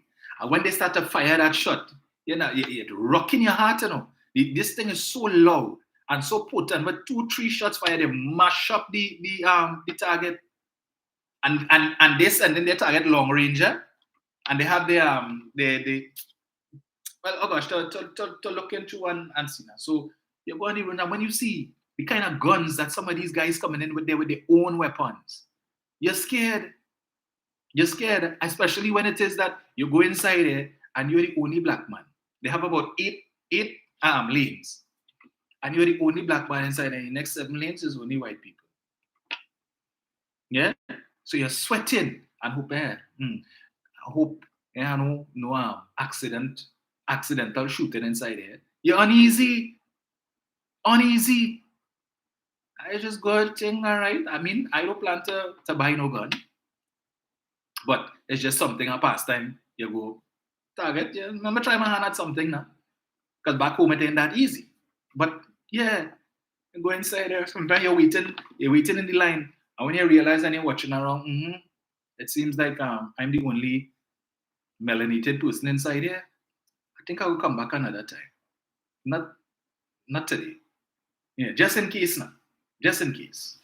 So I'm saying, if she were to do that, but of course she would require a constitutional majority to be able to do something like that. I think is, I don't know if it's 2/3 or 3/5 as the case may be. But if it is that some of you all decide to relegate the PNM to a small maxi again in 2025, as you did in 2010, and give Mrs. Prasad-Visesa that constitutional majority, don't be surprised if she does that, to ensure that any other government that comes after, unless they are able to secure a similar constitutional majority, would not be able to amend the constitution to remove the enshrined right to bear arms. So that is why your vote is very important, people. Understand, it is extremely important. Okay? At least not to give them the majority that they require to be able to make these changes, these fundamental changes, these extreme draconian changes that they want to make. I just say it. Now, before I wrap up, just one other thing I wanted to touch on. This matter with Dr. Rowley and the Integrity Commission. I see where the commissioner, the chairman of the Integrity Commission this morning in the newspaper, there's an article where he talks about he would have written to the government, the cabinet in 2022, I think it was, requesting that failure to disclose information on Form B be made a criminal offense. So as it stands right now, it's not a criminal offense. So it's much ado about nothing on the part of Saddam Hussein, Rudal Monilal, and the rest of them, because they always figure they get an aha moment that turns out to be an moment, right? So the issue here is that you have 2 forms. When you fall under the Integrity in Public Life Act, you have 2 forms to fill out. Every year, you are required to make this declaration by the 31st of May. So the Integrity Commission would normally send you this package with Form A and Form B for you to fill out. Form A, as I told you all before, is extremely intrusive, right? You have to declare down to if you have 5 cents in your pocket at the time that you're filling out the form, you have to put it in there. They want to know all your business, everything that you own, every bank account you have, what was your balance as of December 31st of the previous year, any money that you get, If somebody give you a gift costing more than $5,000, you have to declare that. All of these different things. So Form A, if you want to know everything that a person owns and what their net worth is, Form A will tell you that. Right? Form B, however, is not as intrusive. As they said, Form B is available for public scrutiny. Form A is not. Right? Because if you go and you get access to Form A, you know everything the people have, how much money they have in their account, where they have their account, all the investments, everything down to the last penny. If they have a loan, wherever you have loans, everything you have to declare on that form. Form B, however, is not as self-explanatory. So it is very easy for you to make errors in terms of what you put on this form based on the headings and what they're asking for. So every year when I fill out this form, right, now you do it 1 year, and this is the problem. You do it 1 year, you send it into the Integrity Commission. You do it 2, they write you back. They will only send you correspondence to say, we received your submission. Okay, great. A whole year passed and I ain't hear nothing from Ole, so I assume whatever is on the form is acceptable because I haven't seen or heard any correspondence from you all telling me that I left out anything or whatnot. So you leave it so. So the following year, you do the same thing. You send it in, they send you correspondence saying we acknowledge receipt of your submission. Okay. Whole year passed, you ain't complaining, you ain't tell me nothing, so I assume, well, I'm doing it correct. Next year. In April of this year, so they sent me an email requesting information for my declaration from since 2020. Right? We in 2023. So when I assume in 2020 was good, 21 was good, 22 was good, or they write me in 23 to say on Form B, where we notice you put this on Form A, but it's not on Form B. Okay, well, I assume it's on, because it's in Form A, and Form A was specific what it is you all wanted. I put that there. I declared it, but it's not on Form B. I followed Form B based on specifically what you all are asking me for. In Form A, I declared all of my sources of income for the particular year, where I got money from, how much money I got from the different sources, what was the reason for the money, and so on. So it's there. I declared it. On Form B, you just require me to put, well, the name of the thing, different source, whatever it is. But the way it is worded, you're not getting that impression. So what they would simply do is they would write you and they would say, well, on Form A, you stated that you would have gotten income from here, here, and here, but it's not listed on Form B. So we need you to fill out Form B, to do over Form B, and put in this information as stated in Form A. So it is there. They are aware. I didn't hide it, right? It is disclosed in Form A. It's just that it's not on Form B. So if you want me to put it on Form B, just what they did. You write me and you tell me I need to put this information on Form B as well, not just Form A. So when I listened to Rudal Munilal and Saddam Hussein trying to create a narrative that Dr. Rowley did something so wrong and he was in breach because he didn't declare, and the Integrity Commission said they ended the investigation into Rowley and things, but they went after Pandey. Yeah, but they didn't. That is a false equivalency. The situation with Mr. Pandey, as I recall it, is that Mr. Pandey got himself in trouble because he did not declare the London bank account on Form A or Form B, right? So it was not declared. So the impression that was given that there was an attempt to hide the London bank account. It was not there. But if you put it on Form A, it is declared, it is there. It simply may not be on Form B because Form B is not self-explanatory as it should be. So in this case, you'd have to say, oh, Dr. Rowley thing, and no, Dr. Rowley would have produced on Facebook pictures of the declaration in which he indicated his ownership of this townhouse in Inez Gate in Form A. So it is there. The Integrity Commission is aware. So you're just telling me now, do over Form B and put it in there. And that is what they want to make a big issue about. Clearly, on Form B, it speaks about land. Now, hear the nonsense that, and let me pull this up, because there was one thing I wanted to read from this thing quickly. Right. Here it is. The Commission stated, Form B is a public document and must contain the following information, right? So any Tom, Dick, Harry, Jenny, or Jane who want to know your business, if you fall under the Integrity in Public Life Act, all they have to do is to go down there and file a request, and they could come and see Form B. So they could dig up in them and see, they want to know what property you own. You see, this is why it's difficult sometimes for the government to get qualified persons to serve on boards and admissions and all of these different things, to come in and provide their expertise and their experience for the benefit of the citizens of Trinidad and Tobago. Because when it is that you have politicians who like couture and bacchanal, and who will go and try to dig up in your business, right? And to say, well, look, you had this and you didn't do that. This is why people shy away and say, me, you see me, I'm not going through that. When the opposition decided they want to come and make all kind of money, and accuse me of this and that, I work hard for what it is I own. I don't need them to be coming and stinking up my name all over the place. So forget that. Thanks, but no thanks. But hear what this says. Section 14.3, a statement of registrable interest filed under subsection 1 shall contain information relating to a person in public life in respect of particulars of any directorships held in the company, particulars of any contract made with the state, beneficial interest held, and so on. Just a moment, let me get what I wanted to read here. Right. Let me get this. The definition of land under the Property Act. Because I can tell you, you see plenty of them new councillors who come in going to find themselves in some difficulty. Some serious difficulty when they have to fill out this form. Particularly on the other side. Because now, being a councillor, you're supposed to be full-time. So all who feel they're going to pull a fast one, right? And continue to hold whatever job it is that they currently have, and still receive the amended salary of a councillor for being full-time, just know that you will be required to declare this on your Integrity in Public Life Act declaration. So you can't hide it. And if you hide it, you will make a jail, because you're supposed to declare that information on Form A. So if you feel you're going to make 2 and 3 salaries, so I work in here, but they say I have to be full-time, but I ain't doing that. I will just put my office day 2 days a week, and I will say I was out on the field for the rest of the time. Understand, you're going to get yourself in some trouble. So those of you thinking about doing that, change your mind. Change all your mind. Plenty of them I foresee going to be getting into trouble. Where this thing is going.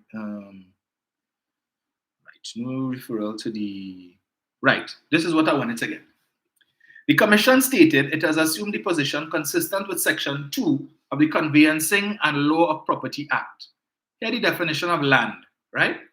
Land includes land of any tenure, houses and other buildings, mines and minerals and other corporeal, hereditaments. Also, rent and other incorporeal hereditaments, an easement, right, privilege, or benefit in or derived from land, and also an undivided share in land. And in this definition, mines and minerals include any strata or seam of minerals or substances in or under any land, and powers of working and winning the same. And hereditaments means real property which under an intestacy devolved on to the next of kin. Now, for those persons coming into public life who are not familiar with the Conveyancing and Law of Property Act, who understand land to mean land in the most basic of definitions. So if you ask me, you own any land? Well, I'm thinking dirt, certain square footage of dirt, I know it. I am not familiar with any Conveyancing and Law of Property Act. I am not a lawyer. So I go in based on what I know, the simpleton definition of land. But when you put on this document, you want any land that I own, you are telling me here now that I supposed to know that your definition of land is the definition under the Conveyancing of Law and Property Act, telling me that any entitlements that I have to mines and minerals and right and privilege, benefit in, derived from land, easement. Really? Really? Well, somebody better let those 141 councillors coming in know that. Because they will now be subject to the Integrity in Public Life Act. And they will be required, effective January next year, February, they will be receiving from the Integrity Commission Form A and Form B to complete for all income that they would have earned this year. whatever the source, right? So even if somebody give you a cell phone as a gift, you have to declare that. Somebody give you they give you a watch, all them thing, a nice watch for Christmas, you have to put that too, because you're a public official and we need to determine whether or not you are taking bribes for favors. Yeah? So every little thing you own a TV, you have to put that in. You own a laptop, and they want you to put the value of these things too. All of that. And if you put it 1 year, they want to know, well, okay, we saw in your 2022 declaration, you put that you had a laptop and a cell phone and a watch and so on, but we noticed you didn't put it in the other years that you filed. So is it that this was acquired in 2022, or is it that it was acquired prior to and you just didn't put it in? All of that you have to go through. All that stress. So they want to come down on Dr. And as I said, Dr. Rowley is right. All you ask for land. In Form A, you are specific. You mentioned townhouses and condominiums in Form A. I put that I own a townhouse in Form A. In Form B, you come and ask me about land. If it is that you have your definition of land, well, then you need to put that definition there to let me know exactly what it is you're looking for. Because my assumption is the basic, most simple definition of land is what you're asking me for. I own no land.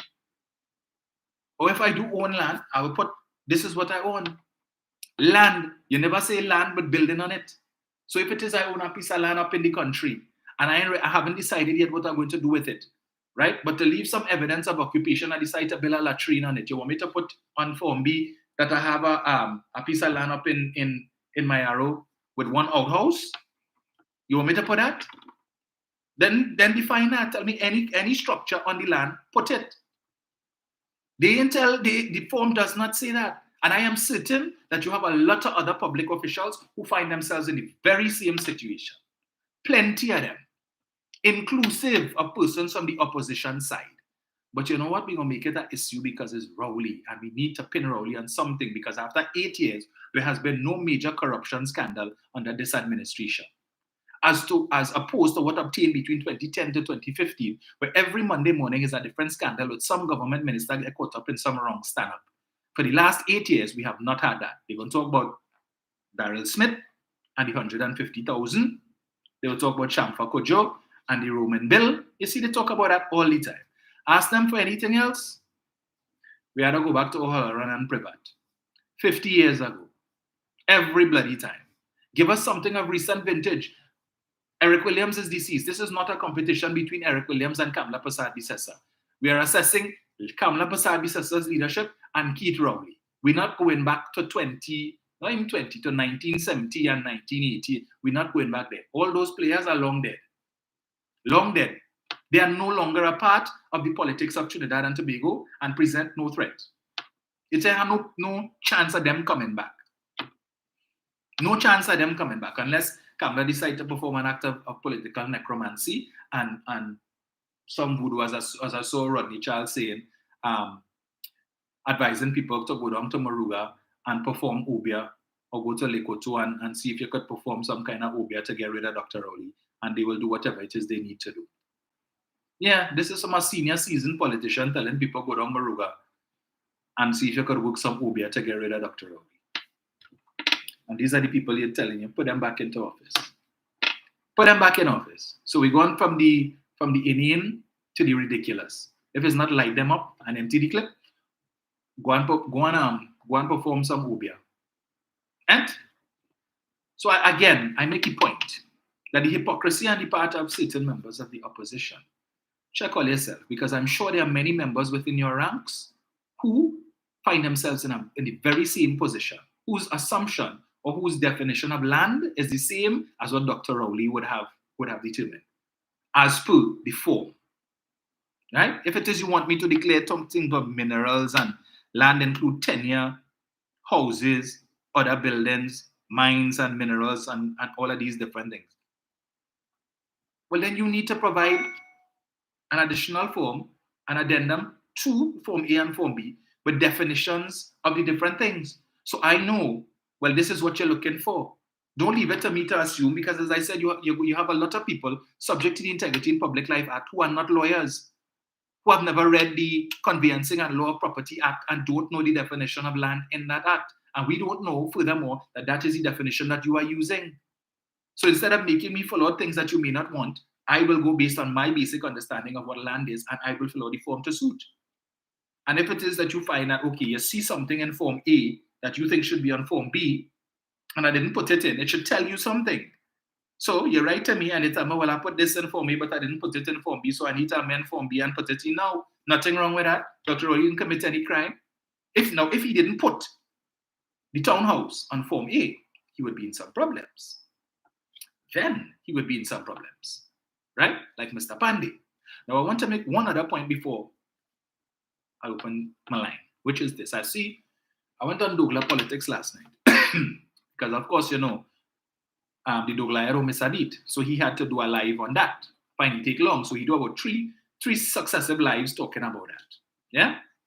And when you read the comments, of course, the Bush lawyers in the UNC want to come and tell you about stamp duty. And if Dr. Rowley paid, that they should charge him for, the police should investigate him to see if he paid the right amount of stamp duty, because he paid, one man say it is alleged, and all I see it is alleged that he paid 40,000 in stamp duty, and it is alleged he was supposed to pay this amount, and everything is alleged. So I had to tell him, before you come with all of these, it is alleged and it is alleged. Understand, stamp duty is paid on the value of the property, not what you pay for it. That is why the Board of Inland Revenue requires that you submit a valuation, an up-to-date valuation, from a valuator that is approved by the Board of Inland Revenue. So you ain't coming with no fly-by-night valuator who you could pay a piece of money on the side, and then he will come and do a valuation to support what you want, so you will pay less stamp duty. They couldn't care what you pay for the property. If the property worth 5 million and you pay $1 million, they don't care about that. Come with your valuation. We charge you stamp duty based on the amount that is quoted in the valuation. So all this dotage talk about Rowley pay 1.2 and he get the discount so he wouldn't have to pay all that stamp duty. BIR doesn't care what you paid for it, unless what you paid for it is the market value. So the valuation says is 2 million for the property and you pay 2 million, well then right. Under those circumstances, you will pay stamp duty on what you paid for it, because what you paid for it is the market value. But it is based on the valuation report, what the valuation report says. Okay? And again, this valuation report must come from trusted valuators, people of integrity, entities that the Board of Inland Revenue know not going and engage in no wrong stand-up and ain't taking no bribe to undervalue the property so that you could save on stamp duty. They ain't going on that road. So to all the UNC Bush lawyers who talking all this stupidness and all they know about stamp duty, you all know nothing. Better to keep quiet and let people think you're a fool than to speak or to comment and remove all doubt. And right now, plenty of you all have shown yourselves to be fools, right? So what to the wise is sufficient. Shut up. 7701763. Let me just change this here.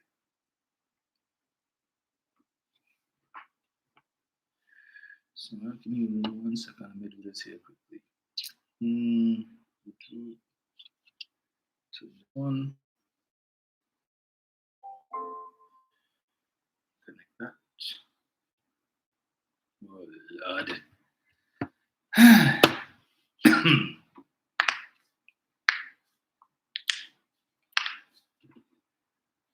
Give me 1 second, folks. I'm just waiting for this thing to connect.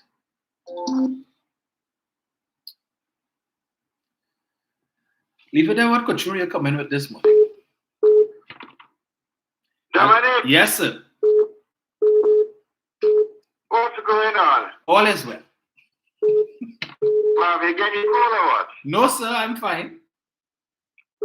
Take a vitamin. Take a vitamin. I will.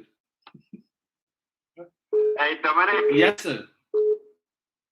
Remember, Benoit say, enemy of the PNM is in the PNM? Yes, sir. I heard that. I told you, remember that? Yes, sir. Dominic? Yes, sir. Back in the days,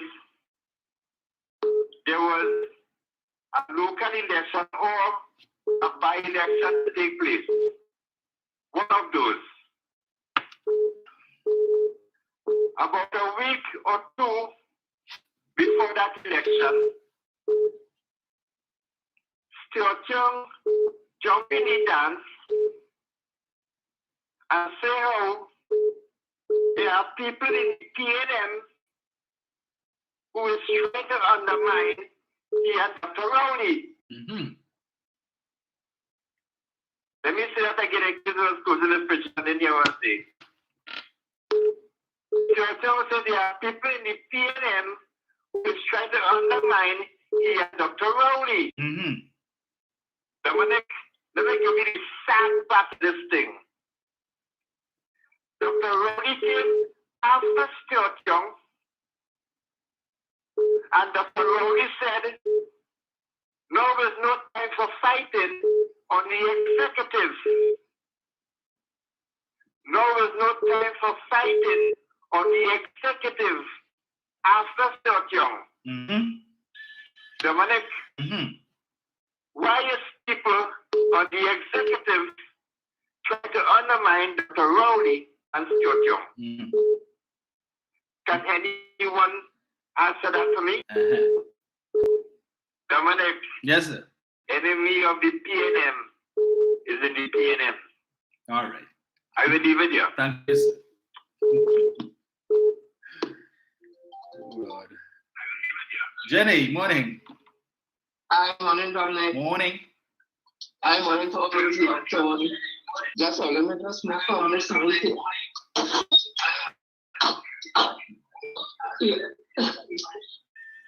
Morning to all of you.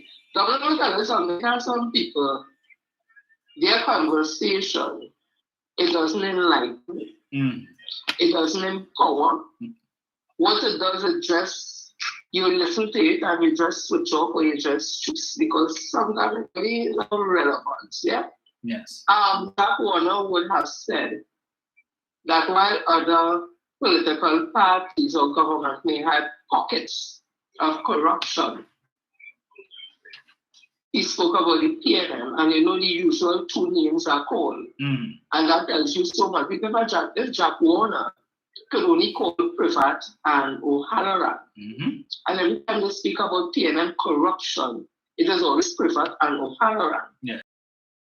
National movement is really a cut above the rest. Because Jack Warner went on to say that the UNC, everybody is corrupt. Not one member of parliament, everybody.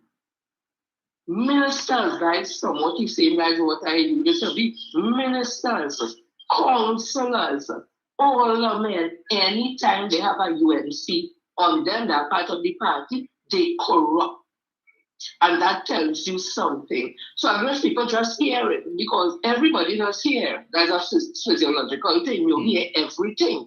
But when you listen, you pay attention. So I hope people are paying attention to what is being said by Jack Warner, what was said by Gary Griffith, what was said by Philip Alexander.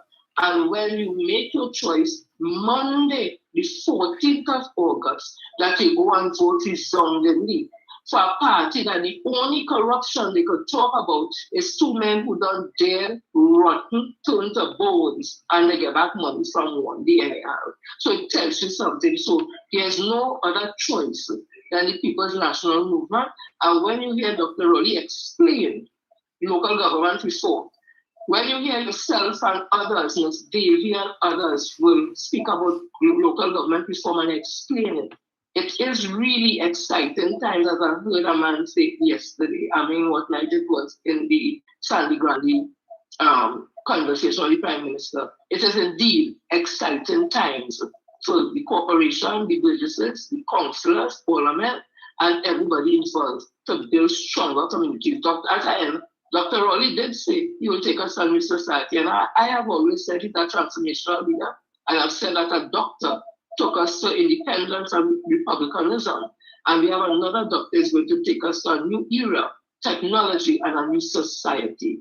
Dominic, you be safe, and everybody locked on. Love you all. Bye. Thank you, Janet.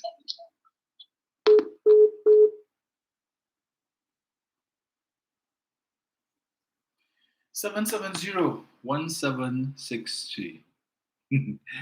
Debbie Markey says, don't stay in the same room with leave it there ever. Althea says, gosh, leave it there every day, so you're bitter, boy. You see what else we have there. Leave it there. Cynthia says leave it there is like a bad diarrhea. Both you never want around. Terry says he have to be the first caller boy. Why you don't try and act his age? Oh gosh, leave it there. Licks in your tail this morning, but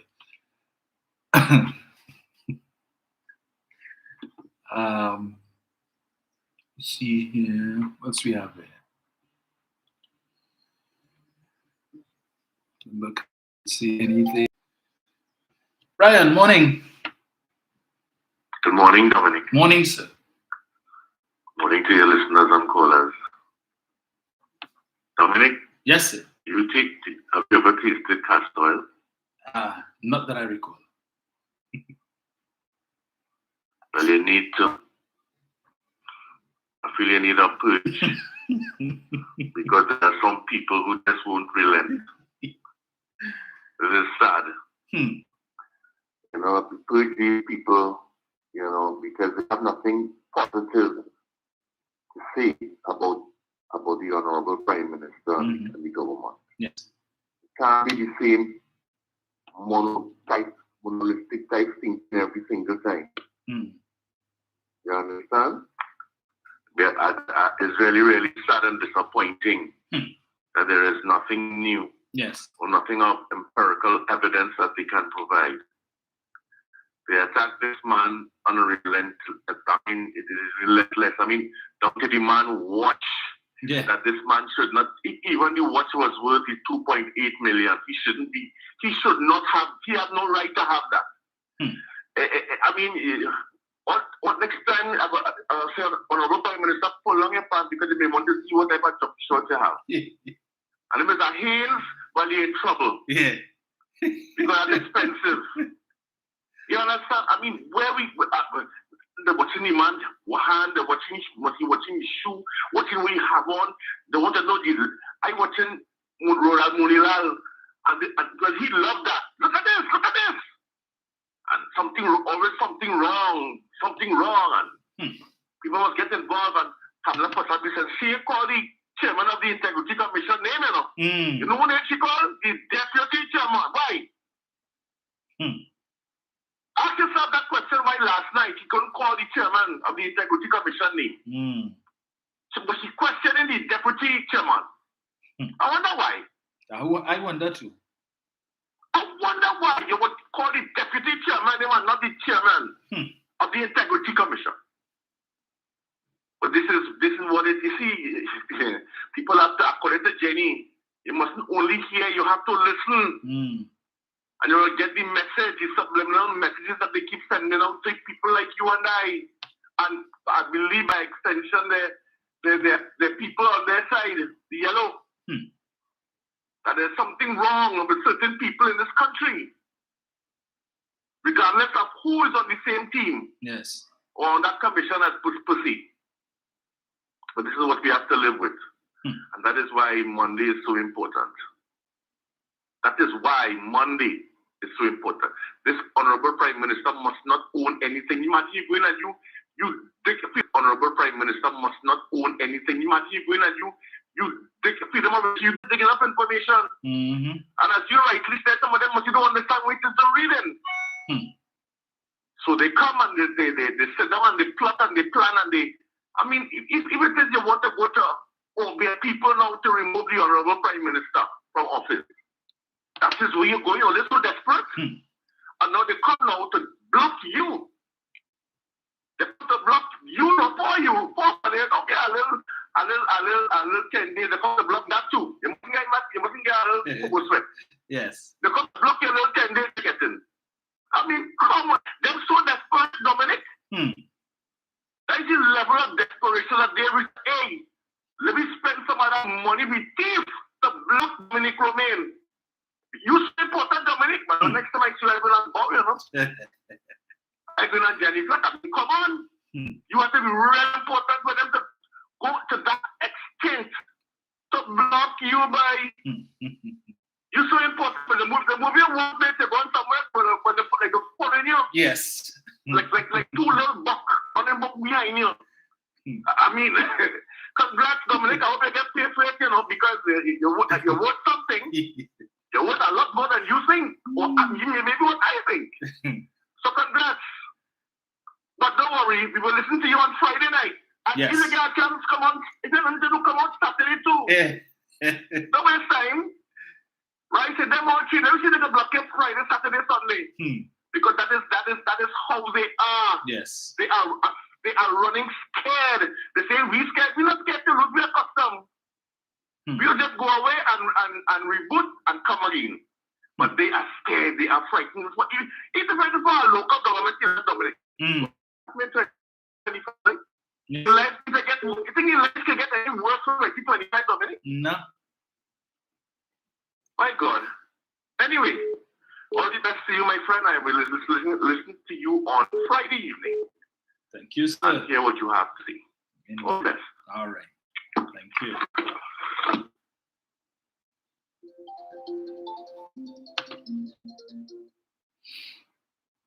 Hello. Good morning. Morning, sir. Good. Yeah, good contribution from Brian. Good morning, Brian. Dominic, this is a level of desperation I have never seen before in my life. This thing. I thought it was mad on Mr. Manning, but it was on Dr. Rowley. Yes. You know, it is virtually sick. Yes. I hope that Mr. Dr. Rowley, when he have his meeting tonight at the Martin time, I hope that his security is beefed up. Because some of these people now who campaigning, who's part of the UNC Alliance, I wouldn't be surprised some of them will start to canvass around that area. To give them problems tonight. I wouldn't be surprised. I wouldn't be surprised if they do that. You remember they did it last time, send the minions. They sent the minions last time and then claimed that it was PNM supporters who was upset with Dr. Yeah. So I wouldn't be surprised if the so-called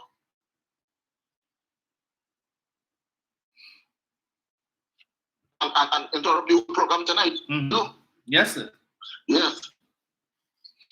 Right? And that thing about going all the way to Obia, that is not surprising too. Based on what I heard the stories about 2010 and certain people say that it was feeling heavy. Yeah. And there was a heavy spirit. I wouldn't be surprised that people would do that, I already hear tales about Hog Puja and Kali Puja and all kind of matters, Going all the way in the cemetery, sacrificing the idols. Blood sacrifice, Hog sacrifice too, But to get rid of one person? Yes. That way past. Dominic boy, all I can say, tonight I hope people did go Martin attend the forum. I'm not sorry, my goodness.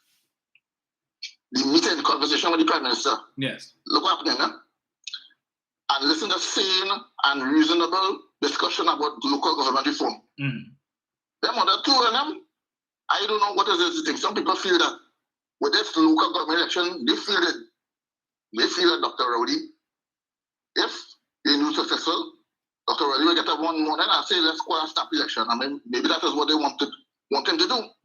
But Dr. Rowley is not Patrick Manning. He will make his 2 years. Yes. People have to remember that. It is a local government election, not a general election. And right now, for what I understand, none of the main players not talking about local government issues. It's general election issues they're talking about. Dominic, you have a good day. I'm hoping sometime in the future, I hope you talk about the situation with flood politics, because we have to get rid of this infamy. Let's discuss the situation as early as possible, maybe soon. Maybe after when the election over, you can talk about the issue of flood politics. Because people have to understand how this. Take a couple more. 4770-1763. So for those of you who may have come in late, remember this evening there is no real issues with Dominic Romain. Unfortunately, well, I think there's another UNC broadcast tonight. Seems that all of a sudden discovered Synergy TV. All of a sudden, yeah. So all the time they show carrying their programs on Jagriti. I know they would have got kicked off of Jagriti because of the filthy mouth of Mr. Barry Barath. Yeah? and threatening his filthy mouth would have threatened viability of the license of Jagriti TV and Radio Jagriti, who would have received a letter from the Telecommunications Authority warning them about that display from that individual. And yeah, so yeah, well, no, they have 91.9, or they could continue to broadcast there. They come in on Synergy TV now. Really? We are not deterred. Maybe you all like what it is all here. So they what you wanna. Anyway. Friday night, folks, I will have as my guest, as I said, Roger Monroe, the Member of Parliament for Sangli Randi. So he will be coming to share with us, and also I hope to have at least two candidates, two of PNM's candidates, come on just to give us the candidate perspective, because so far we've heard from ministers and other places, but we've not heard from the candidates what their experience has been like on the campaign. In fact, one of my guests is supposed to be the youngest candidate, I think, of the 141, well, out of all the candidates on all sides, the youngest. And she represents the PNM, so we will be looking forward to her getting that support so that she can get the seat. So if you know anybody living in that area, I know it's in the Freeport area. I can't remember the exact district, but yeah. So you'll be hearing from her on Friday night as well. So you don't want to miss that. Of course, they taken my Friday night, but that's all right. As Brian said, if I had the time, I'm doing it. It's a labor of love, and because we need to understand the inherent risk that we face going forward. That, as Mother Tunapuna would say, these people must never come back. Never come back. And Sunday, I think I'll probably just remind you all generally of some of the reasons why they shouldn't come back. Lest some of us have forgotten or are willing to put that behind us, to say 10 years in opposition is sufficient penance for all the wrongdoing that they would have committed between 2010 to 2015. And okay, so they've learned their lesson, that we give them another chance. Really? By you choosing to give them another chance, that 5 years give them the amount of irreparable damage that they could do. Just look at the Exchequer account. And I always say, it's unfortunate, winning money, and what they spend the money on, and where they go on and all of that. Anybody who is genuinely interested to know how government spends your money, all you need to do is to pull up the Auditor General's report. The Auditor General's Department is an independent, unbiased entity, and their job is to audit the operations of the government in terms of expenditure, procurement, and all of these different things, right? And all of the information that you get inside there, when they go and they do their audit, if it is they are not satisfied with the way things are being run, it will make its way into the report. And they give you all the specifics. So if you really want to know where the money went, how the money was spent, just go Google Auditor General's report Trinidad, put the year that you want, and the information is there. So all these things that I tell you all about, the money that they spent on the imaginary building and Baratari and all of these different things, the Exchequer account, going from 10 billion to 3 billion in permanent overdraft, all of that is there in the Exchequer account, in the Auditor General's report. It is there. Hello, good morning. Hello. Hello, good morning. Good morning. Morning, sir. Last night when I switched on the Synergy, yes, I saw this UNC thing started. Yes. So I thought, you was just showing us a clip of some issue that you want to comment on. Right. I say, what? Like, dumping on him, wait, I said, oh, nothing more than like the biotic time. Yes. I'm trying to call it to find out if that was institution, but I get to realize that eventually. Yes. But I say, but these people don't stop at any point. Mm-hmm. So anything that affecting them, you can see, and I realized that you really was getting under their skin. Mm-hmm. Because it wouldn't go to that extreme. Anyway, I think the government would have a better term for you because you're really getting under the skin. And they had to put you somewhere where they definitely get under the skin. But on the question of local government, yes, I was wondering, and I was trying to get people to understand that it's so important for this local election to be won by the PNM. Because Kamala said straight up, when they get back into government in 2025, they're going to repeal this reform business. Mm-hmm. Now, I am thinking, if UNC should get too many of the local government seats, right? Mm-hmm. They did not in agreement with property tax. They're not in an agreement with local reform. So which means they will frustrate the process.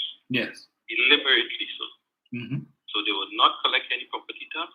They would not, but they would, so that it will reflect, because remember they have between now and 2025. Yes. Because if this thing works properly, the government will be seen in a different light. Mm-hmm. They won't want that. Yes. So they will frustrate the system to the point and then blame it on the government, so that they will have something that campaign on in 2025. You're on point, Colin. I think it's so important for people to understand the importance of making sure not just voting for PNM, but voting resoundingly to ensure that they don't get, but they could only get the seat that they definitely can't, that PNM can't win. Right? Let them just get those. But any other marginal seat, Mm-hmm. I hope that people go out and vote and ensure that they don't get any competing problem. Okay. Thank you, sir. They would frustrate the process to say the corporation can't get this. Like to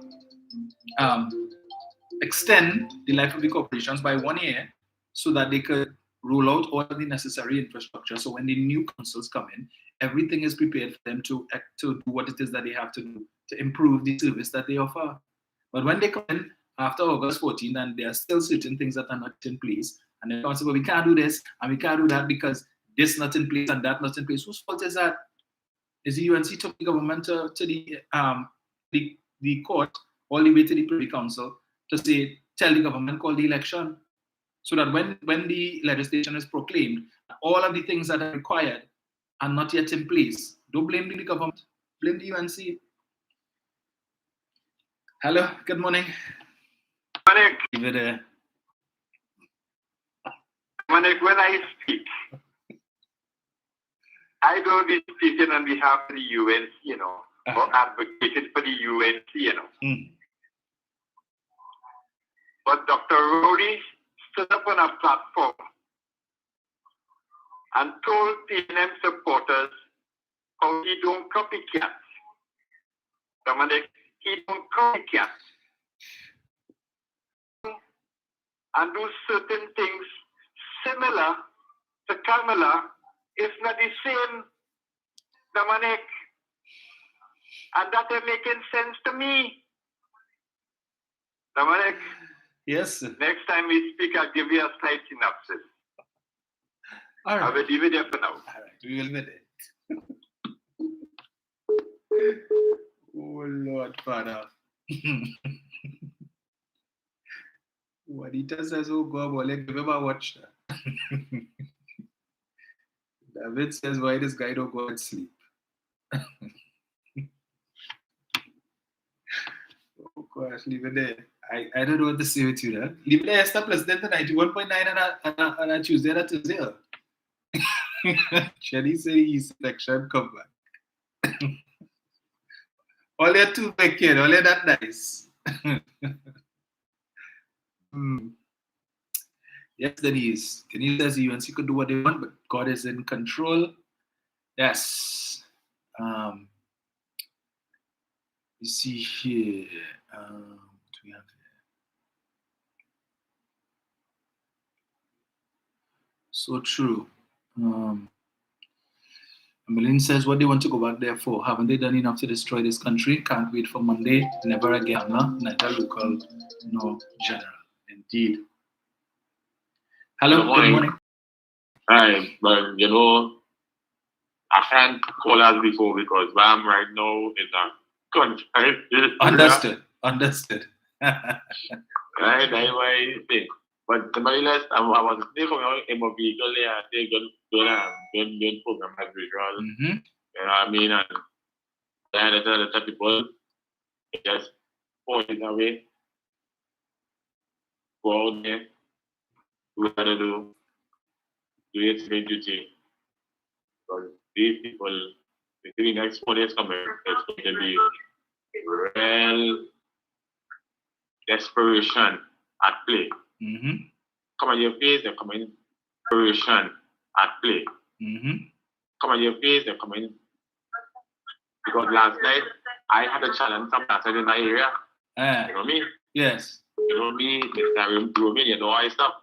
Correct. If them come and picking up the thing and I post, I say hello. Who is that? Or let's picking up the vote UNP, I say hello. Or let's leave my store and so please, someone please. Who come here? Right? I say do you know red here. Upon the Tanjali on TikTok. Do you know red jersey? Nothing else. So people, you know, coming up the last couple of days, it's going to be desperation move. Let's stay focused and go out and do what you have to do tonight. Please continue this competition in the Mountain.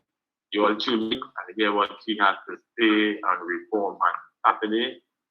Let's come out and show our solidarity in support of our 141 candidates.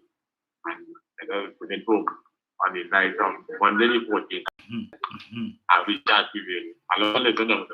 Thank you, sir.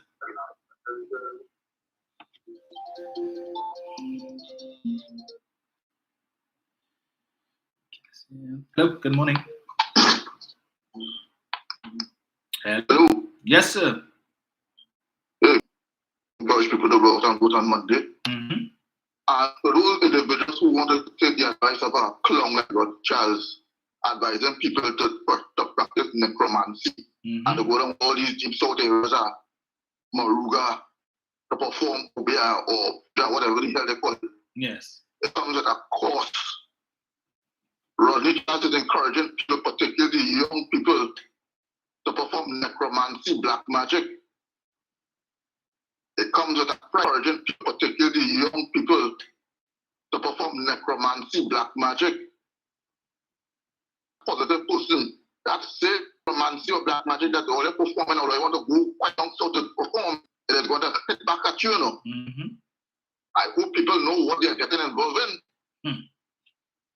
That is some serious stuff from a politician. It comes with a price, you know. And if you do that thing and get a positive person that say necromancy or black magic that they only performing or they want to go quite down so to perform, it is going to hit back at you, you know. I hope people know what they are getting involved in. That is some serious stuff from a politician who advising people to practice black magic, you know. Yes. Involved in. That is some serious stuff from a politician who advising people to practice black magic, you know. Yes. That is a very to bring from negative energies in this country. I hope people watch and listen. Be very, very careful. Let us not forget it starts of the Prime Minister, the former President, Paula May Weeks, Ministers of Government in this Kaufman dragging it all over the place. Remember that?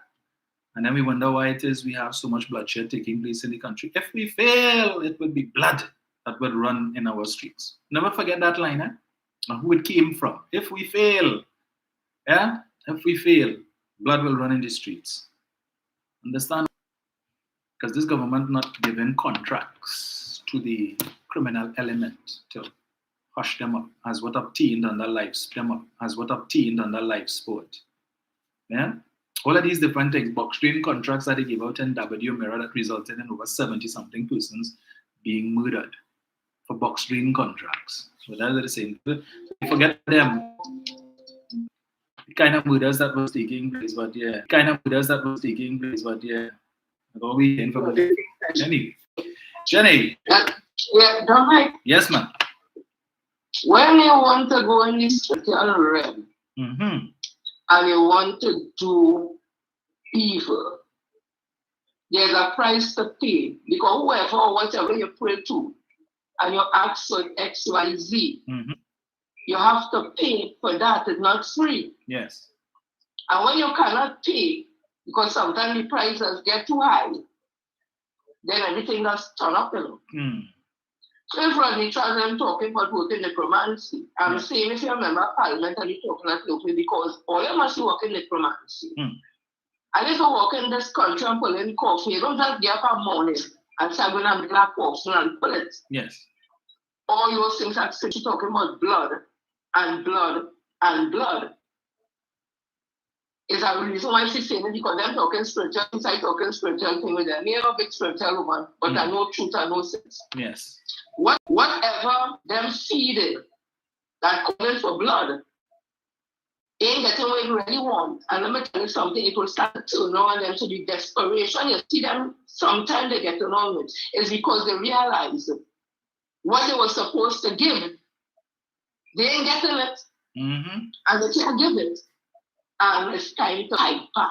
The spiritual realm they go on it, it's time to pay. Yes. And they can't pay. The works is there. So while we pray, we have to do the works, and the work is spreading the truth. Because I always set me free that on Monday the 14th, because I made the right choice in national movement. So come on, then don't worry, it will start to fall apart, and it's starting already, because they can't pay the piper who them going down and works it, they can't pay. Because them who saying it, they're not paying. Thank you, Jen. So let me just play that for you all quickly before I leave. It's already 8:52 just now. Let me get this here. For some of us who may not have heard it. Listen to Duppy. Want to move Rowley, PNM people, eh? They say the day he lose that election on the 14th, they say we pushing him out of Balize house and we putting other people in charge. So all you do what you have to do. If you had to go Maruga and do your little Obia. He didn't say that. Tell me he didn't just say that. If you had to go Likoto and do your little thing, our job, a message to the PNM and to Rowley that we fed up with you and enough is enough.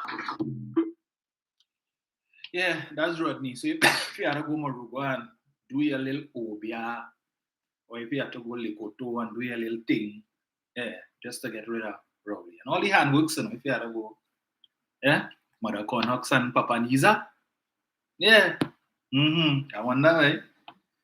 Michelle Benjamin, that what they doing down in Maruga, girl? Michelle come down on that side, yeah? That's down in Maruga, girl? That how you win Nasi? Hey, Michelle, I just asked her a question. Go on toilet down on that side. Hey, Michelle? That's why you had the thing there for emancipation and come down on that side. Yeah? That's what they're doing. Well, all right. Continue. We'll see where that goes. Folks, thank you so much for joining me this morning. As always, you have time for. Teresa says, yes, Obia is in Delo box. Yeah. So, folks, thank you. Get that house. Somebody said that house Negro talk. Teacher. Oh gosh, thank you all so much. So remember, no real talk, no real issues tonight with me on Synergy, UNC again, and then on Friday I will be back with my guest Roger Monroe, and we will discuss the issues, and then Sunday live as usual, God's willing, and we will as we head into the last couple of days before Monday, so make sure you go out and do what it is you need to do on Monday. Stain your finger, ram it all the way up to your shoulder in the ink, all right? So that on the night,